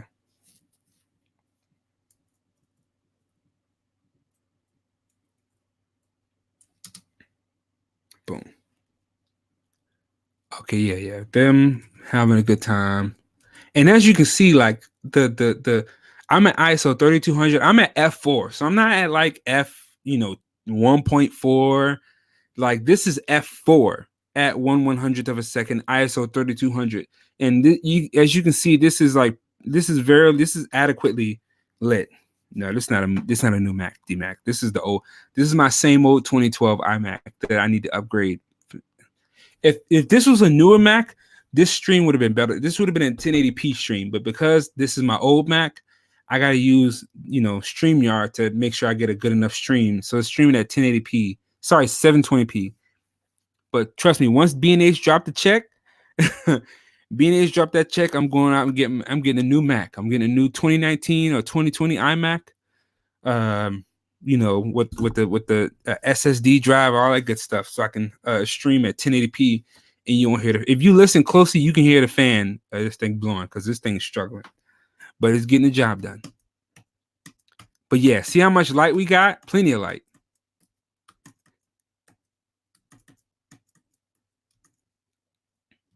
And keep in mind, I'm still shooting with the Z6, so like this is out of focus, out of focus, out of focus. Okay, now we're back.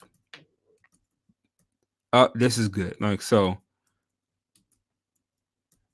I just make sure I shoot plenty of shots with the Z6 to make sure I get the moments. Oh wait, no, that's not good. Nah, this kind of can work. Get rid of that. That $4,000 iMac. Not quite, not 4,000. This one here, this one that I'm working on, this one cost me like 22. I bought like the 2000. I bought this is 27-inch. It had a i7, a quad core i7. I bought like the basic RAM because I added more RAM myself. I got like a 1 terabyte hard drive, but not the Fusion drive, the regular hard drive. So this is I got some basic stats and I got like a really nice processor, and that was it. Because I was like everything else I can upgrade myself. The 4,000 Mac was I'm watching it. Yeah, big up. Yeah, the $4,000 Mac is nice, but this Mac still is fine for most of the stuff I do. Like this actually doesn't need to be because I'm like trying to live stream on YouTube and edit 4K video. Now the Mac is starting to show its age. Now it's starting to be able to keep up. But if I was just editing these wedding files, these are still 24 megapixel files. As you can see, I'm moving through these files just fine. Lightroom can edit these files just fine. Like this Mac starts to show its age when I'm trying to do stuff like live stream and edit, like me trying to edit live and show you that too much for this. It's not gonna happen. This thing would choke. Okay, choke, no joke. Shout out if you know what I'm talking about. Yeah, so anyways, back to this. They're dancing, they're like professional dancers. So they're gigging, they're doing their thing. I'm staying right here because I'm like trying to make sure I get these shots. Because I'm like, I know if I move too much, the Z6 is gonna start to struggle to focus. And I don't want to miss no moments. So I'm like, let me stay right here and just shoot through these moments and just get this shots right here. And I got them. Okay. Nope. Nope. No, now we back. And all of these out. Okay, now we back in here. Boom. Now we good. Now we good. Now we're good. Now we're good. Okay. Now we're good. Okay, so this is me trying to get some pictures out. All right, guys. Now this is where you see me trying to. Now, if you saw again when you saw my Z6 with the wedding, remember I tried to get that shot of the couple like behind the fire pit with the stuff in the. If you saw that Z6 wedding, you know what I'm talking about. So at the end, I did everything I needed to do. Now I'm like, let me try to get this extra shot that's like above and beyond. So now I'm like, let me come out here. Let me do like a slow shutter, drag the shutter. Maybe I can do like a composite so I can get a picture of them lit, and then I can get a picture of the background, and then I can like composite it and make them like something like a double exposure, something like that, like this, and then paint the background in. So this is what this is. This is me trying to be super creative. For the most part, I'm trash and I effed up, but one of these came out okay. I think like there was one that I ended up posting. These all look horrible. Oh my gosh. I told like this is I put the camera right, at least I tried. I put the camera on my little tripod on my mono, but this the gorilla pod, and I'm like, stand still, don't move, but they kept moving, and I'm like, yo, don't move, I just need to get this shot. And like, so either they moved or it was the what is it, what the ibis that moved the camera, something. It just none of these shots are tack sharp. I couldn't. This one will pass. Like this one gets a pass. Rest of these are trash. Trash. Nope. I'm like, Tosh, hold the flash. Nope. They're gonna be like, hey, what happened to that one shot? And Sean, you asked about black and white. This is when I try to make a black and white. No. See, like a shot like this, I could maybe take in the Photoshop and up the shadows. We're at the end anyway. This is the end of the road. I think what I tried to do here, and what I might try to do is like I tried to get this. So I'll try to like take this shot, make this shot look better, right? Boom. Then put this couple like what is the word? Paint them in. So like take them out here and then paint them in here and then make this like work. Tasha knows how to like change faces and stuff, so she could probably do that.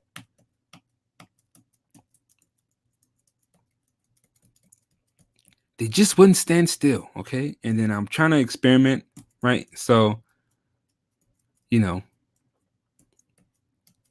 yeah, this is it. I try to do a double exposure. I was like, all right, take this shot, this shot, and then put them together. I have to do it myself. But anyways, look, painted in. Actually. So okay, so this is what I do, right? And also these are the shots that I took on the 750. This is the stuff that Tosh took, and then I told her to get his face when he was coming down the aisle. So I had her get like pictures of his face when because she was like, it was important for her to get his expression when she came down the aisle. So Tosh took these from sitting down, right? She did a good job. All right, this is the 750. Way more keepers with the 750. But also, I think I had ran out of battery or something. Something happened where I ran out of space in the memory card or something like that, and then I just had to switch. Oh yeah, look, yeah. Wow, look at me dancing. Yeah, I know I could dance like that, could you? So, anyways, yeah, that was shots. But anyways, I'm not gonna go through these. These are just reception shots that I took at the reception. It's just a bunch of dancing and stuff. But you get it. Oh, and this is when they left. They're like, "Yay, we're leaving!" Ha ha ha! Blah blah blah! Yada yada. Okay, all right, cool. Anyways, so back to this. So I go through. Then on Photomechanic, like I said, I go through and I hit 1, and then Photomechanic. Let me actually make this smaller. Photomechanic puts a purple thing, like that's what I used for the color 1. It leaves a purple thing by it, and then I go down here, the bottom corner. You see these colors: the purple, red, orange, yellow, green, light blue, dark blue. If I hit the 0, the hide color, none, this filters it down to all of the ones that I selected. So I've selected all of these. These are the ones that made the cut, right? So then I create a new folder, and I say new folder inside this folder, and I put selects. So wedding selects, boom, right there. And then I do Command A, and then I take all of these and I click and drag them over right here. So this is 985 photos. I took a lot. That's a lot of images, man. I shot a lot. No. Oh well.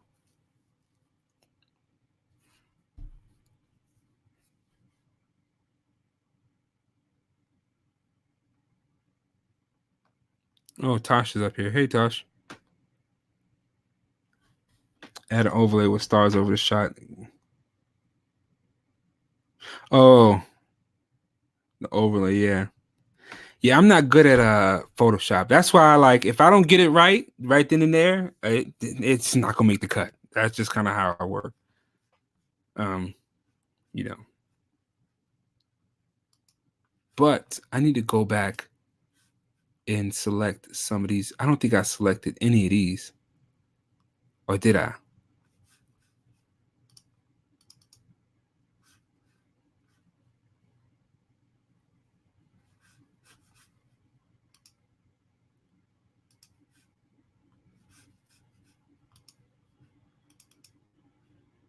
Is it gonna show them?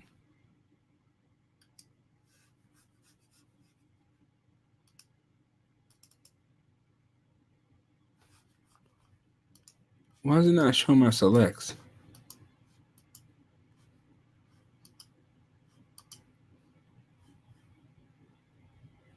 You gotta level up them Photoshop skills, right?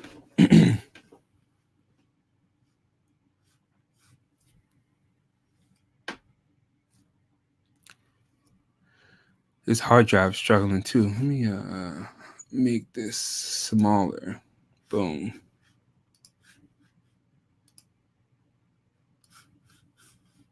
Oh yeah, it's trying to catch up. That's all it is. It's just slow.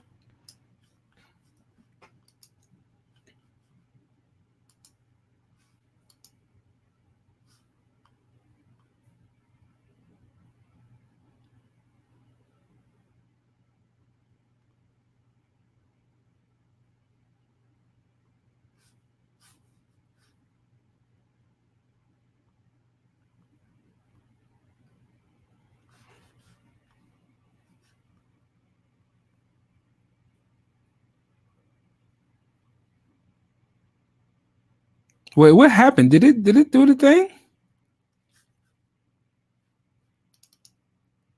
It might not. Did it even do it? Let me see here.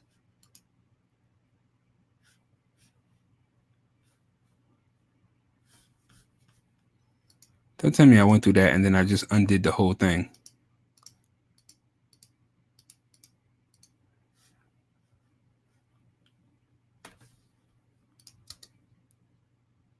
I know I clicked and dragged them. Why are they not showing up in the thing?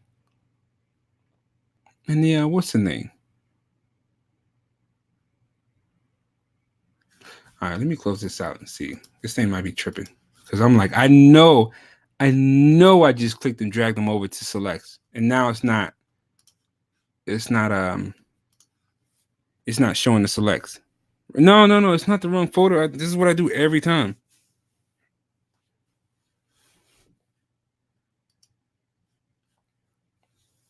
So maybe my computer's tripping.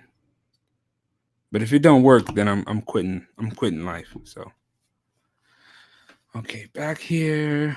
Let's see here. Touch. Boom. 2019. October 19th. Boom. Wedding selects. And nothing. What the hell? Oh, okay. All right. This is what happened. I see. Yeah. I put him in. Why did it go into the wrong folder? Okay. All right. Cool. Never mind. We back money. We good. It went into the D750 folder. Why? I have no idea. But I'm moving to the right folder. Yeah. Sometimes this thing acts stupid. But anyways, we got it right.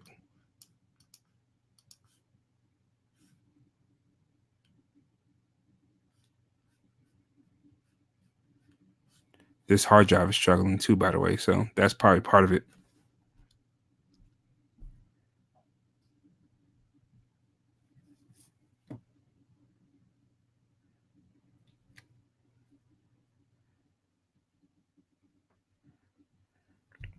He said, "Hey, Ike, was that really tired?" She's in the chat, Michael. She just logged in. Now she's gone. So yeah, let me select these and we move them to the right one. I thought I moved them into this one. I guess I the computer's so slow. I'm moving so fast, and so I thought I moved it into the right folder, but it didn't. It put them all in it. So go into wedding selects. There we go. Now it's moving to the right one.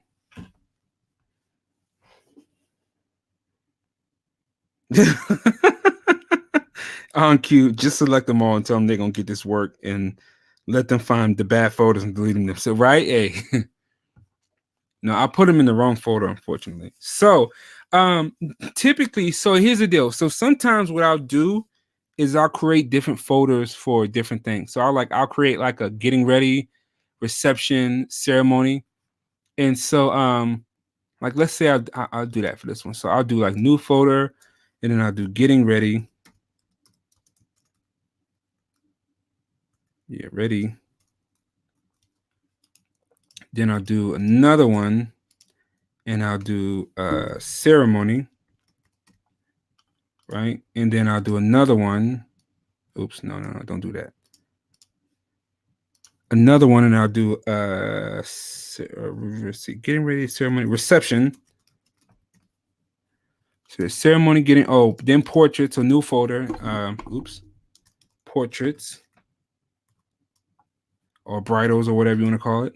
So ceremony, getting ready, portraits, reception, and then I'll also do details. But I don't have enough. I don't ever shoot enough details. Sometimes there's details for it, but they'll just get thrown in the rest. So then I take the ones that I selected, which are these are the selects, right? And so then I'll go through, and usually like I could just go up to a certain point and say, okay, all the way up until right here is getting ready, because we know that this is all getting ready stuff.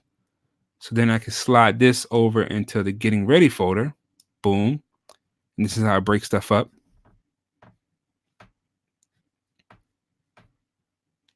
Right. So that's moved there. Now I take the reception stuff, and this started here. So now we go all the way down into the reception. Sorry, I mean ceremony. Ceremony ends about right here. Actually, it ends right here. Yeah, that's about the last one. So now this ends the ceremony. And that goes into the ceremony folder. And this is how I break stuff up and organize things, right? So there's ceremony there, portraits. Basically, I include the family stuff and all of the portrait photos all the way. Look at all of these pictures. This is might be too much. I might have to bring it down some. See, on cue, this is where I tell them pick their own, right? This is when I like, okay, that look here, I gave you everything, figure it out. Boom. So this is marks the end of the portraits, and that goes into right here. Please don't go into the reception. I hope it didn't go to the reception folder.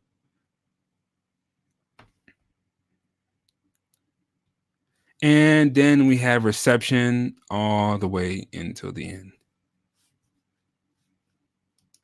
Oh, and these last couple ones go into portraits. So reception goes here in the reception folder. Usually the reception is the biggest select part. Like the getting ready typically is the smaller part, or the ceremony is the smaller part, and the reception is the biggest part of the thing.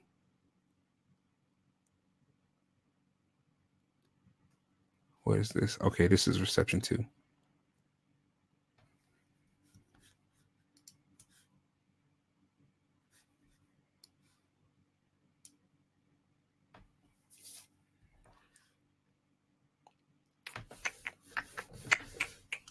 Right there, and then this, I'll put this in portraits. All right, so this will be a portrait type stuff. So then you see there's ceremony pictures, there's the getting ready, there's the portraits, there's the reception, and that's the entire thing broken up, right? So sometimes, depending on like if it's a wedding, so let me show you guys. Right before this, see here, we're in McKinsey. Where is that? Might not even be up here. Let me see if I can find it. Rich. Where are you at, Rich?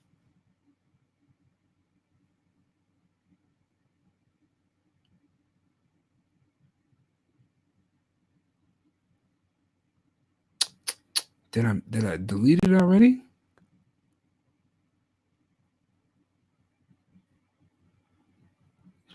Pete. I had shot like a small wedding right before this.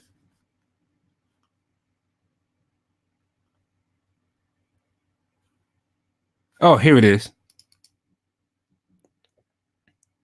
Oh, these are all these are other edited files. Okay, so this type of wedding right here, this was like a quick justice of the peace wedding that I shot. And so these are all edited files right here. These are the selects. So this was a black and white moment. So Sean, if you asked about like how many like if I shoot for a black and white moment, I don't shoot necessarily for black and white, but I see moments that can be black and white. So I made this a black and white, and this is a color, right? And to me, black and white represents emotion and just, you know, a special moment. So I'll make it black and white when I see that. So but the point I'm making is this was a super small, quick wedding. It wasn't very long. It was just a few hours. And so like this is just one big folder. So I culled through all of these images and I made it into one folder. And then I put all of these images into one big folder and just uploaded them. All right. So you can see I do, you know, I shoot older folks wedding too. I actually shot this right before I went to California. When I shot with Tanya in Santa Monica. So, you know, older people, oh, and see, this is a silhouette, boom. And so this is me trying to be artistic, right? And then I use flash here, as you can see.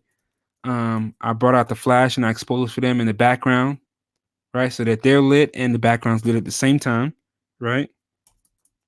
And then this is more documentary, right? You know, them walking, trying to get that framing, right? This is lit with flash because I had my light on me, right? And then this is natural light. Moments like this is what I love. Again, this is that wide, getting in tight in the middle, right? And this is a cool black and white moment here. This is a nice and wide shot, and I just enjoy moments like this. Again, laughter. This is Seattle. I got a good little picture of downtown Seattle by the waterfront. And these are details. But yeah, this is a super small event.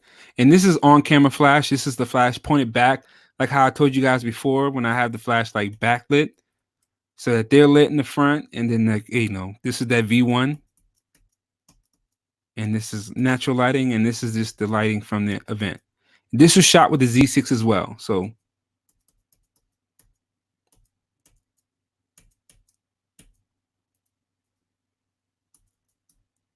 yeah, these images are, you know, again, Z6 over everything. But okay, so then, right, just since we still here, let's talk about workflow. So then what I do is I go into Photoshop, not Photoshop, sorry, Lightroom. Open up Lightroom Classic, and then I will create a new thing. Why everybody looks so Republican? You funny. Do you know what? Yeah, I don't know.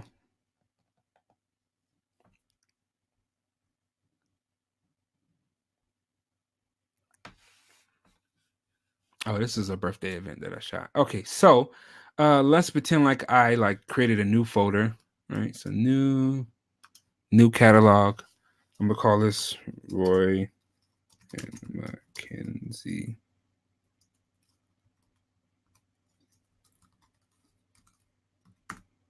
I hope that's how you spell a name. I typically create a new catalog every time I do a Lightroom. Boom, right? So now file. So we got our brand new, fresh new catalog and new file, import photos and videos. And so now import the, oh, this is from earlier today. If you guys remember. 6 tera. You guys know how to use Lightroom. Import. Where are we at?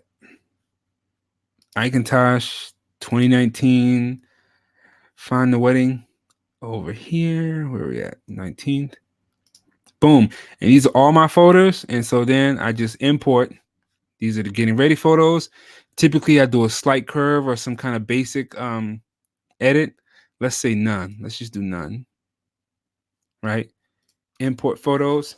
And then sometimes like I'll have a preset already set. And sometimes I like to just work from scratch. But typically I'm going to do like a masking preset. So then I found like a nice medium image. Let me found like something like this. Right. And then I'll go to develop and then I will find like a preset that'll work. Right. So this is the raw look.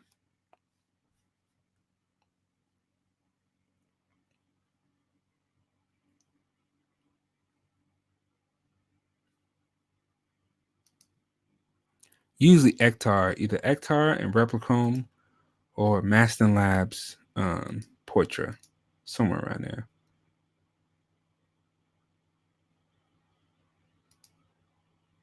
It just depends. This is not a very good image. You found one of these.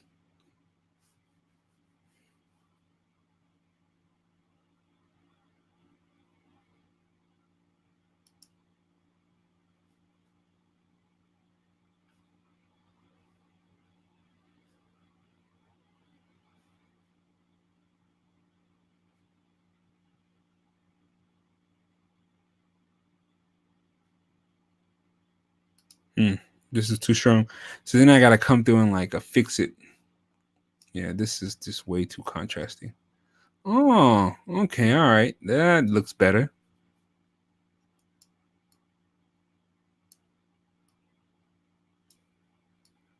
Bring the blacks up, a little bit vibrant. Right there. Sharpen it up some. Yeah, this looks good to me. So then like I found like a medium image and I just take that and then I sync it across the board.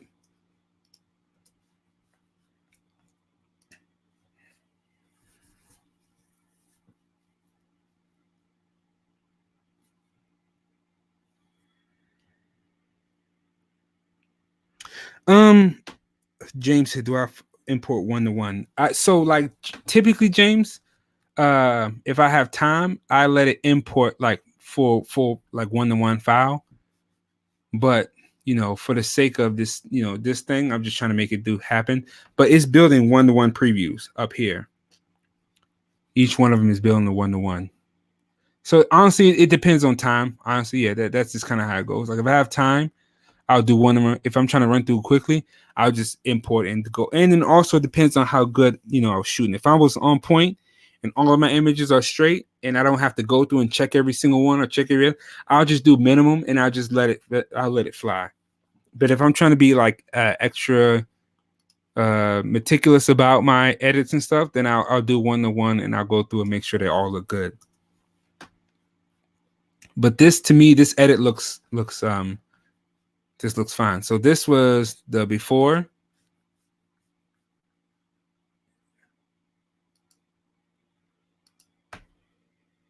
And this is that. Damn, it looked like I barely did anything, to be honest with you. The preset darn near looked like the edit. I mean the JPEG file, just a little bit crispier.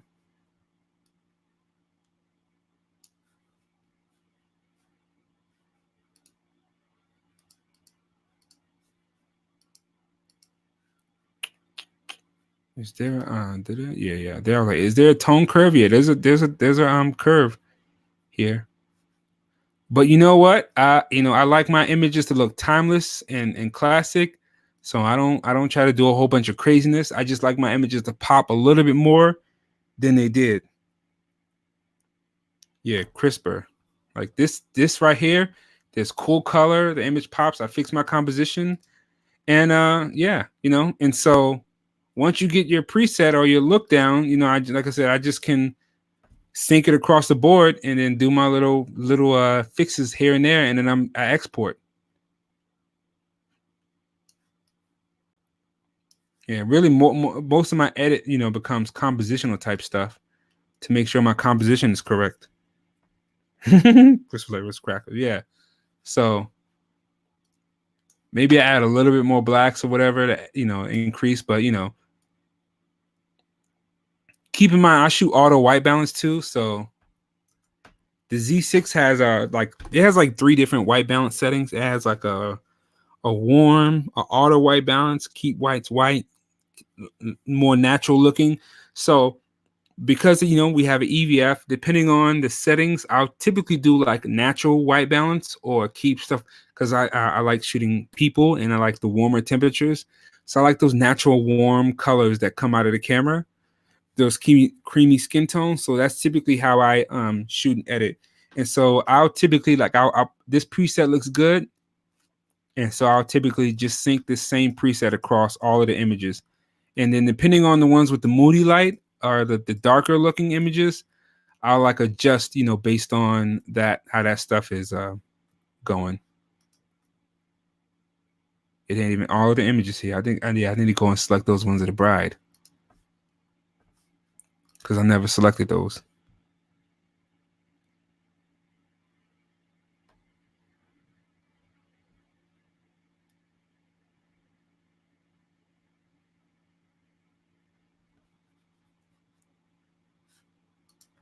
Yeah, did I sync those just now?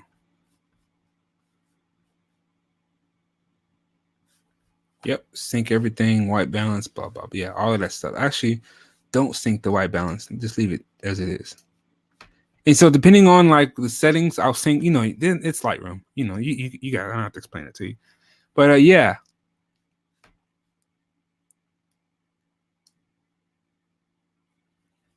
This one, the lights might be too bright. So I'll bring the lights down. And bring these shadows up just a little bit.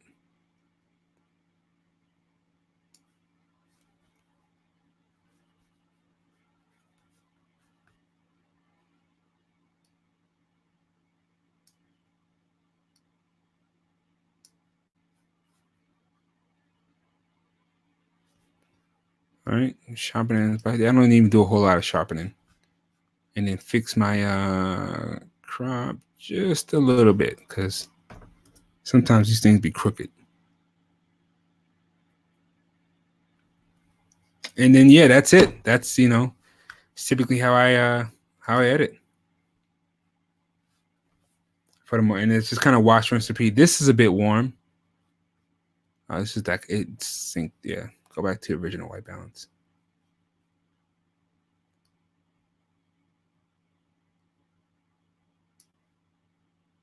This is too warm. There we go. Bring that down a little bit. Boom, right there.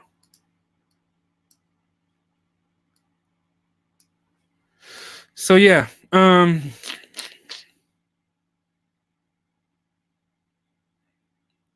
that's that.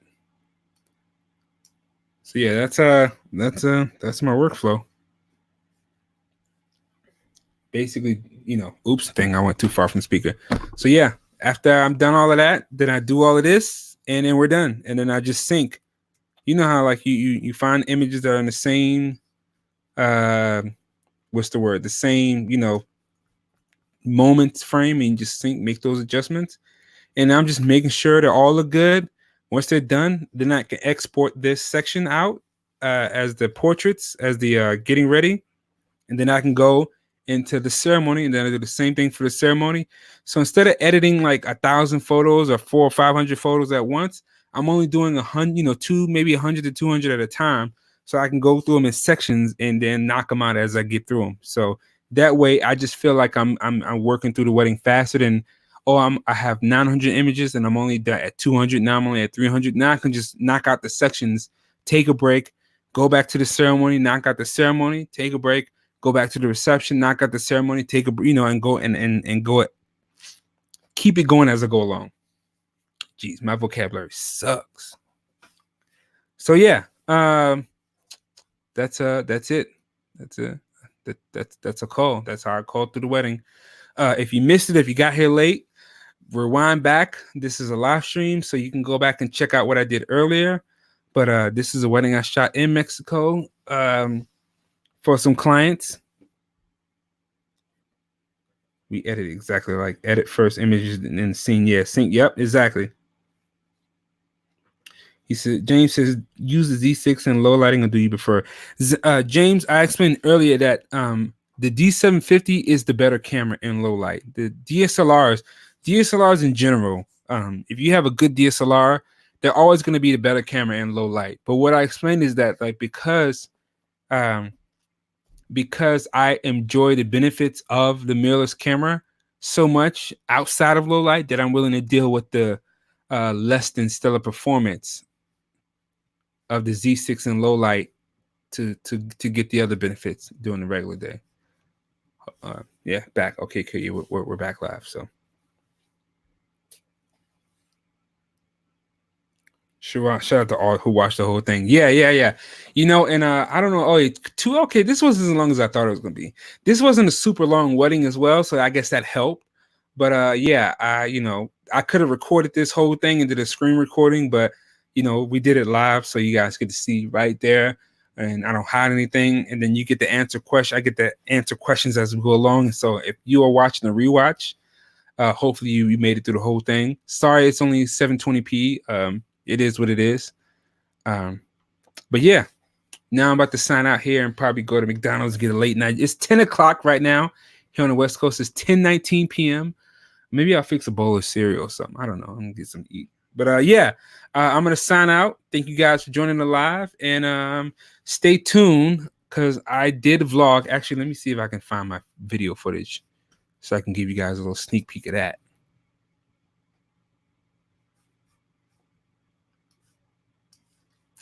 Where are we at here?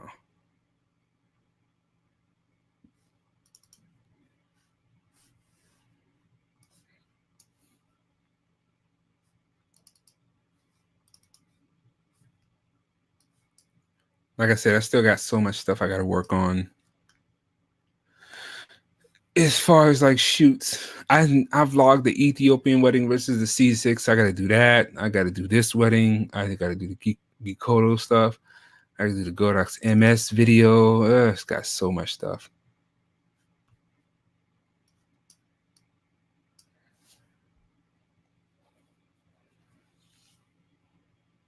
Oh, hold on. He said that Popeye's, James, that Popeye's chicken sandwich is the truth. Now, it's a damn shame what's going on, what these people doing, but that Popeye, you know what? The Popeye's chicken sandwich, that joint, hey. I've been trying to I had it one time. I've been trying to get it since, and I haven't been able to get another chicken sandwich because Popeyes is trash, okay? In general, Popeye's service is trash, but that chicken sandwich is on point. All right, it is better than Chick-fil-A's. Your Chick-fil-A sandwich is good too. I can't even front on Chick-fil-A, but the Popeyes is better. I haven't had the Chick-fil-A. You know, Chick-fil-A is good. The problem is the Chick-fil-A is not, the Popeyes are in way more locations than Chick-fil-A is.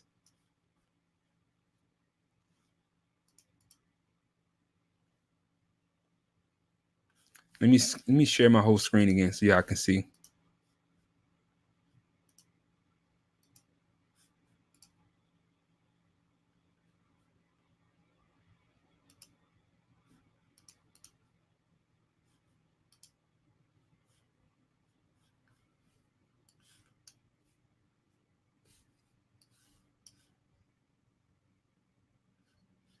I'm gonna share the entire screen and make this small.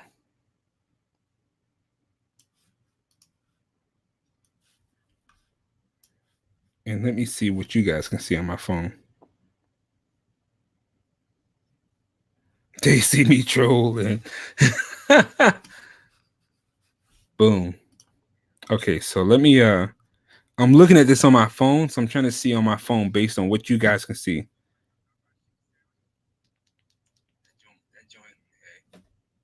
I've been trying to get me. I had it one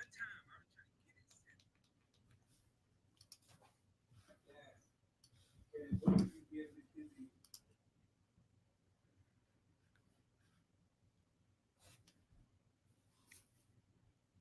Oh wait, oh, this thing isn't live. I thought it was live. Dang it. Okay, all right, cool. I was behind. I'm looking at this thing. Okay, cool. You guys can see what I can see. Okay, so this is I had Tosh recording on the DJI Osmo Pocket.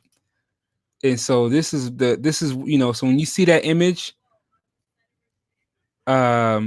this is me shooting and I have my Atomos filming too. I hope I got that footage off the Atomos. I don't know if I did or not. Oh, it's not recording right here.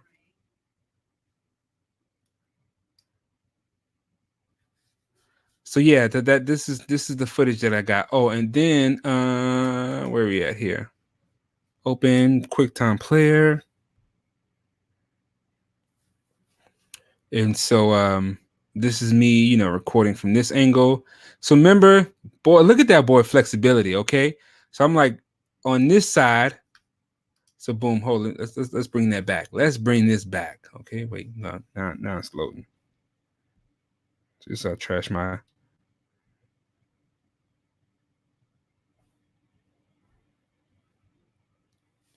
Okay, so let me get this thing off. Is this thing on? Sorry, I'm looking at my phone.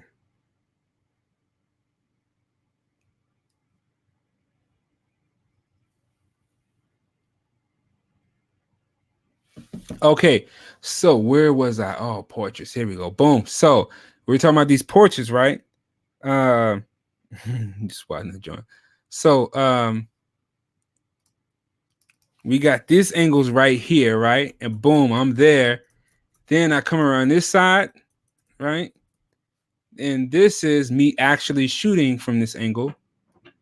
And then I'm running around, right? And then I'm getting this angle and I'm like, all right, turn around here. And I got the 35 millimeter 1.8 on me. And I'm like, okay, look here, bop. And then I'm getting this angle right here, right? Boom, boom. Okay. Getting in close, whop, up. And then I'm still shooting. I have the whole time. And then I'm like moving to the next. Look at this. Do you see this? Oh, here we go. Open with QuickTime Player. Boom. Okay, so now I have the water right here, and I'm trying to get this angle. This water ain't no joke, right? So I'm like, you guys are looking great. I got the 50 millimeter on me. I'm talking to him like let's enjoy this moment. Boom. Let me bring this up here and get this shot right here. Bop. Okay. Tasha's getting the angle on me shooting.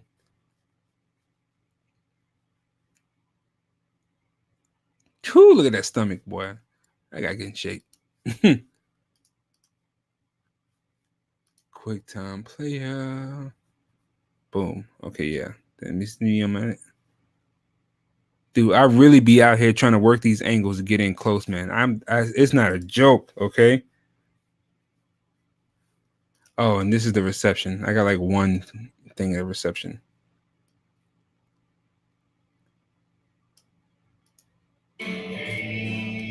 Oh, I'm holding the camera right next to it and getting these shots while I shoot.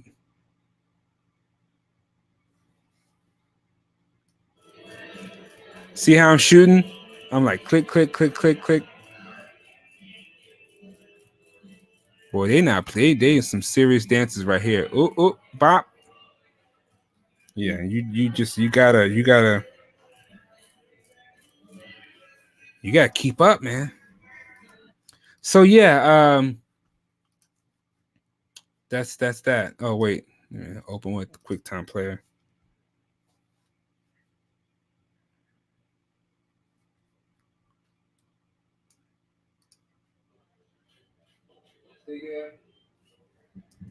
Two, there. Eyes right here. Slight smile. Can I suggest a pose? Look down this way a little bit. I ain't listening to her.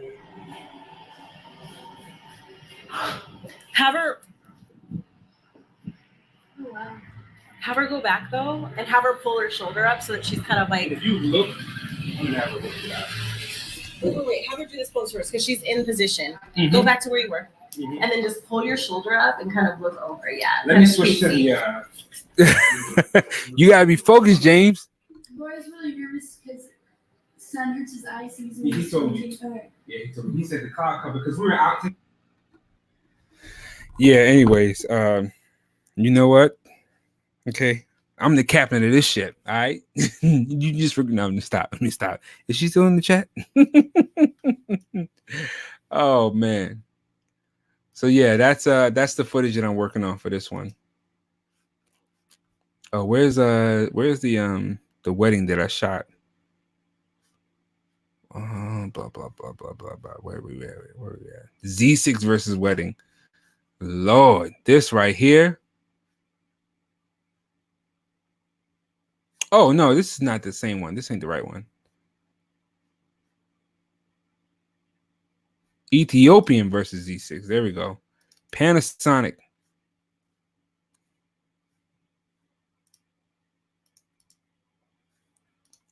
I'm working on this wedding, guys. So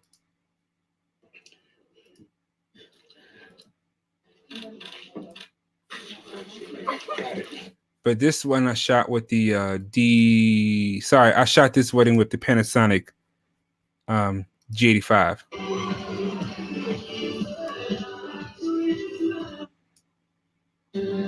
Okay, so here we go. Look at your boy.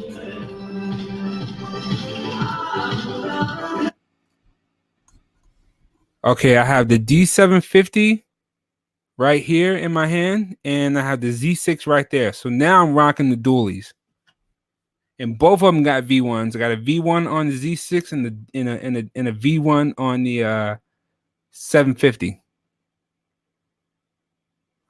I had the A7 III around there too somewhere.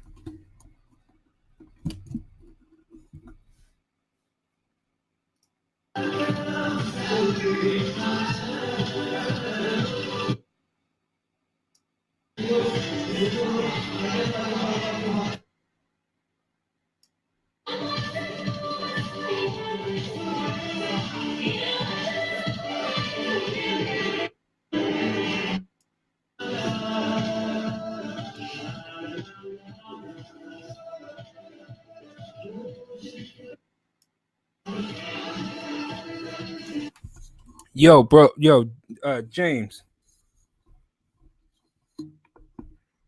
+2 charisma for real, yeah. Right, Sean? Yo, this jib right here was in the way of every single shot. I was so mad. Like, I'm like, yo, you don't even need this. This is called. I hope he ain't watching this whole live stream because I'm finna go in on him. This is called being lazy. Okay, you got a DJI Ronin on a jib. Okay, ain't the Ronin supposed to give you stabilization and all that. Why you got that on the jib too? You might as well just put the camera and use that right there. Like, why even have the camera on the freaking Ronin when you just got this thing here? Like, you know, this whole thing was annoying to me, because it was in the middle, because it's so big. So like, if it's one guy holding the Ronin, I can hide him, or you know, he can kind of move out the way. But it's hard to hide a whole jib in the background. Let me see if I can pull up these images so you guys can see what I was going through. Because you know what, y'all still here, I'm still here. You know how I get down. I keep going. Where we at?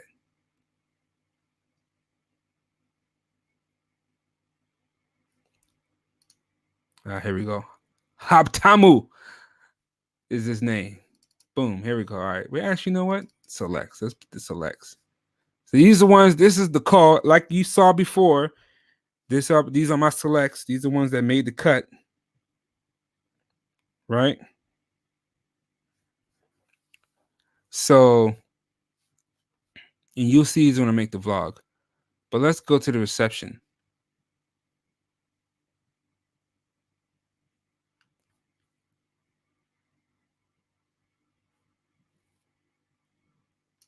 Oh, here we go. Here we go. Okay. There we go. Boom. Make this bigger. Look at this right here. In the shot. Okay. Okay. Now we got them out. You know, I'm in here. This big old thing right here in the side, but we can focus here. Look at this. Look at this right here. Look at this in the middle of my shot. Right there. Everybody's having a good time. I'm getting in tight, getting these wide shots. Like I told y'all before, I like to get in there tight, get wide. This is with the 17 to 20. This is at 20. Oh, this might be the 20 millimeter actually.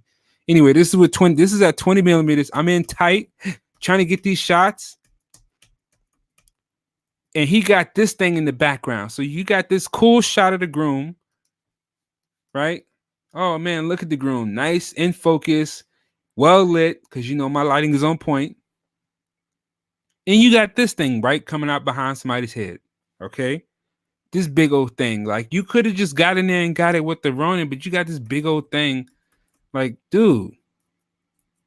Right? So then they cover this up, and there you go again with this stupid thing.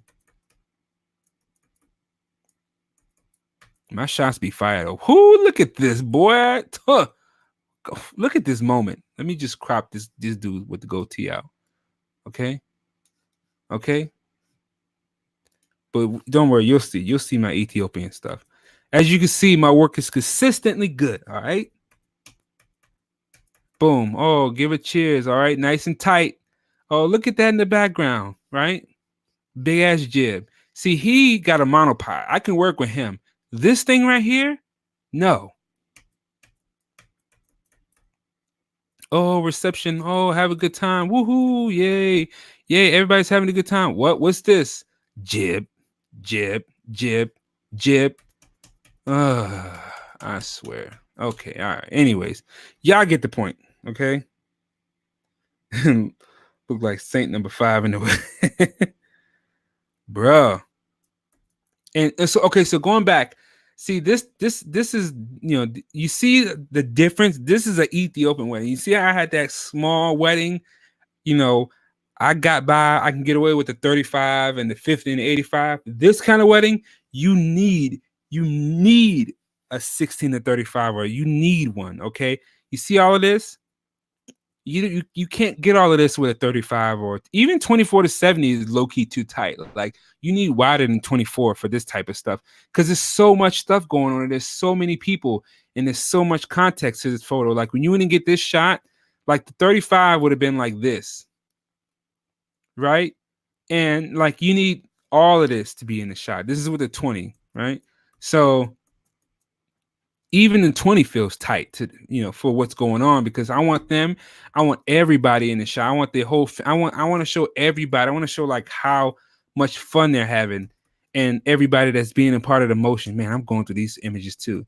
So, you know, and look at this crap right here. Look at this thing in the background, this stupid old jib.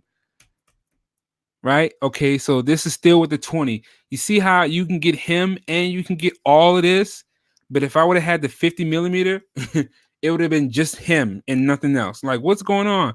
Oh, we just got his face, right? Or if you got the 35, it'd have been like, oh, this, you need the super wide, okay?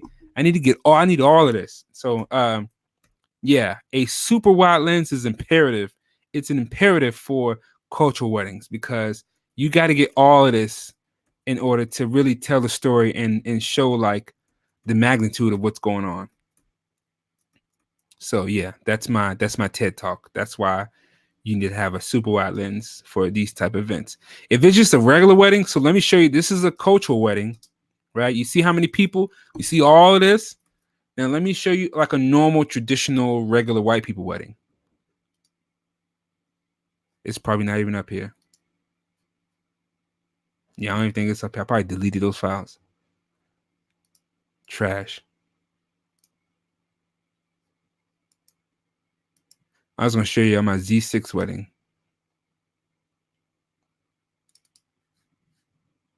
Okay, here go one.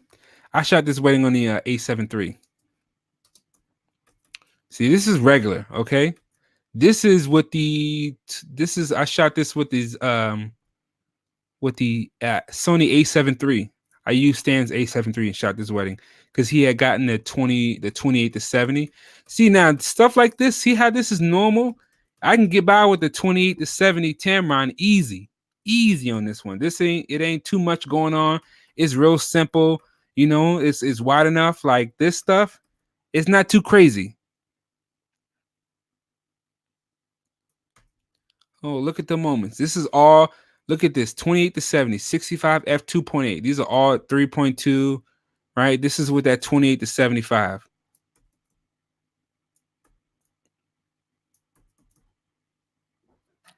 I think I kept that lens on the entire wedding, and it was wide enough for everything. I did not need anything too much more wider because it ain't crazy. So you think about a wedding like this, which is, you know, closer to a traditional American style wedding, right? And then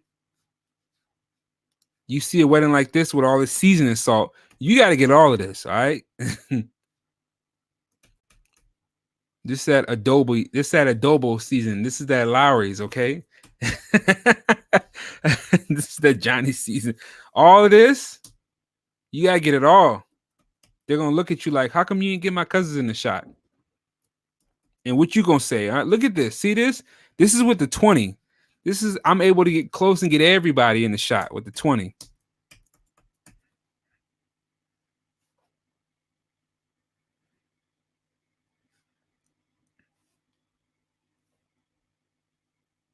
It's the same in India. I was shooting with the 24 to 70 this morning, but I'm thinking of a 14 to 24. Yo, exactly. Flying high. You like I'm pretty sure you was with that 24 to 70. Like, man, I'm at you at 24 the whole time, and you like, yo, I need even wider. This is not wide enough.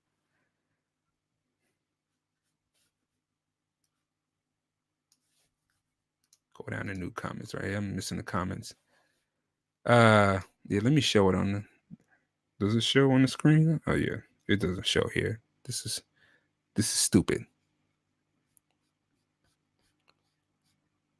You extra never seen the jib and the board crazy yet, James. We should show bad videographer images in my shot. It's J5 where's blank man. Yeah. Flying high. Yeah. So yeah, flying high. Yeah, man, it's getting the whole entire scene, you know, for these cultural weddings is different. It's a different vibe. It was nice. Using this A7 III was nice, but I will say, like, after I shot you guys, I shot this entire wedding with the Sony A7 III, and then when I was done, I was like, you know what? I love my Z6. I was like, I'm good.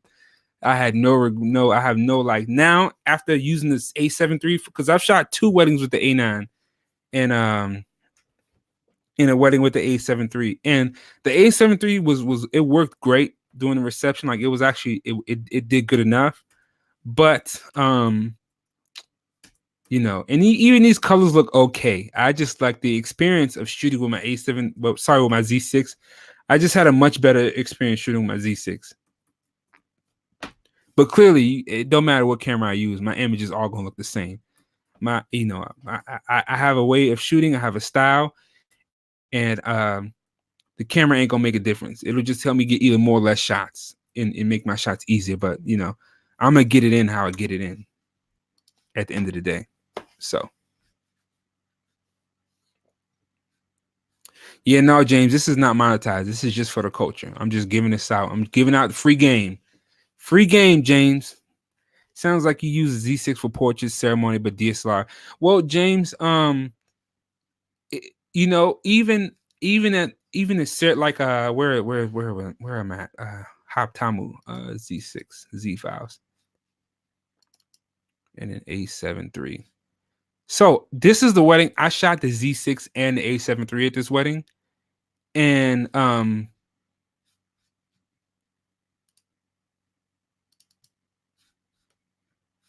wait, selects, boom. At this wedding, these are all Z6 files. So this is on the Z6. You know, and when I talked about the last wedding, like the Z6 not being the best, it sometimes it depends. Like there's a lot of light here. So this wedding wasn't as hard as it was my Mexico wedding. This was a lot easier to shoot. So not every reception is going to be the same. Not every reception is going to be super dark. Some receptions are going to be a little bit brighter. It's going to be a little bit easier to focus. Some receptions are going to be darker. So it really depends on the situation, James, which one I go for. These are all Z6. Now, I did have the A7. You know, when I shoot dual cameras, I shoot 750 and Z6. With the 750, I have my 17 to 35 on there, and with the Z6, I have my primes. So the 750 came in handy because of the lens that I was using on the 750. Not that it was necessarily the better camera. I mean, it can be in certain situations it was, but I was more on the 750 because of the lens that I was using. And this is before I realized I could use my 17 to 35 on the Z6. At first, I thought I could only use it on my 750. Then I realized that, oh, this lens autofocuses on my Z6 as well. So now that I know that, I will use my Z6 even more than my 750 because I just was only using this lens. But yeah, this is with the adapted 20mm f1.8 lens on my Z6. Anytime I can use my Z6 and get away with it, I will. I'll only take out my DSLR if I have to, or if I feel like that'll get the job done better. So, but also keep in mind that if you shoot weddings, you want to have at least 2 cameras on you when you shoot weddings, if not 3. So I have my Z6, my 750, and my D100. And sometimes I'll have either the 750 and the Z6 on me, and the D100 will be like in the back somewhere as a backup, or I'll just have like those 2 cameras. But you at least want to have 2 cameras on your hip when you're shooting weddings or somewhere, so that if one breaks or one breaks down, you have your backup. So don't ever just go with 1 camera and that's it, because you know, no matter what, you're gonna need a backup. It just so happens that my backup, I have other lenses that I use for each one. So, but as Nikon comes out with more lenses for the Z line, I'll invest more in Z glasses. Like I don't think I'm gonna buy any more DSLR glass. I'm gonna buy more mirrorless glass. Let me go back so y'all can see my face.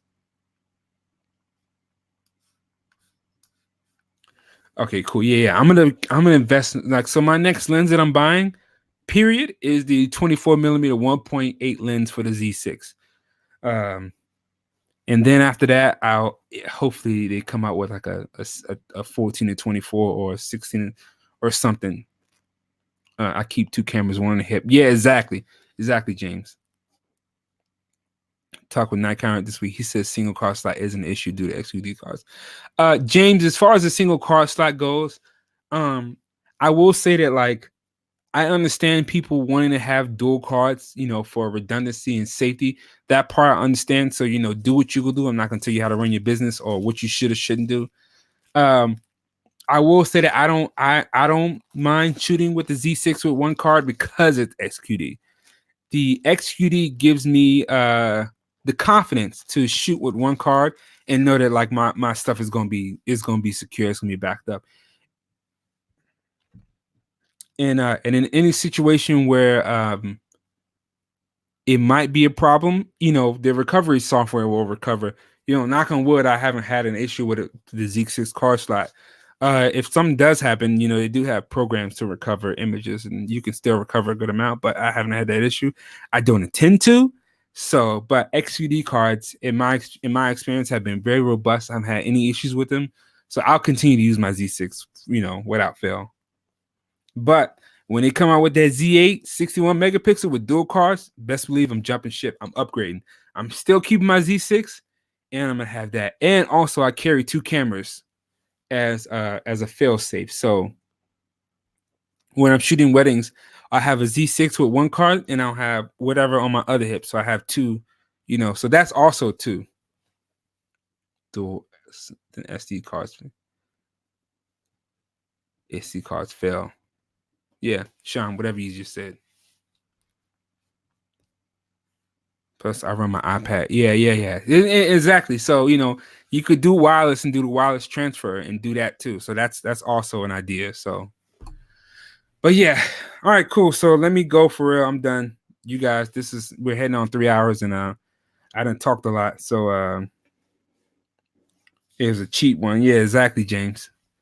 Thank you guys for joining this talk. This was a good little live stream. I finally got it done. Now I can just throw these files in Lightroom and get these pictures out to this couple, because I shot that wedding on the 19th. So I still got 10 more days before it's 30 days. So they get their images back. So but yeah, what's today? Saturday. Tomorrow's Sunday. I might have a shoot tomorrow. I know I have a scene session tomorrow with a senior boy, but I won't go live. I don't go live with the boys, and I just knock them out. And then I might do I might do a shoot tomorrow evening in the studio. I might have James. I might have Culling, Kizzy Rico. She live out here now, James. You were at the photo walk. You too. I think D-Mac is here. Kizzy Rico lives out here, or Culling, who was at the Vegas shootout we did a few years ago with and Ernesto. She lives in Seattle, so I'm trying to get her to come to the studio to bust out some looks in the studio. So yeah, if she comes through tomorrow, I'll go live with Culling, and we'll do some stuff in the studio. But in the meantime, yeah, I will catch you guys when I catch you. And peace out. Please go live. Yeah, if she comes through, Tony, I'll go live for real. But if I need to message her to make sure we still on point. So, but we'll see. But anyways, all right, peace out, folks. Thank you for joining in. Share. I need that. Share this or whatever. Post it on like wedding form, like post this live stream on like different like forums and say, hey, if you guys want to know how to go call weddings, be sure to share this in Facebook groups and stuff, and hit the thumbs up. And then after this live, come back and leave a comment and thumbs up for engagement and all that good stuff. And yeah, peace out.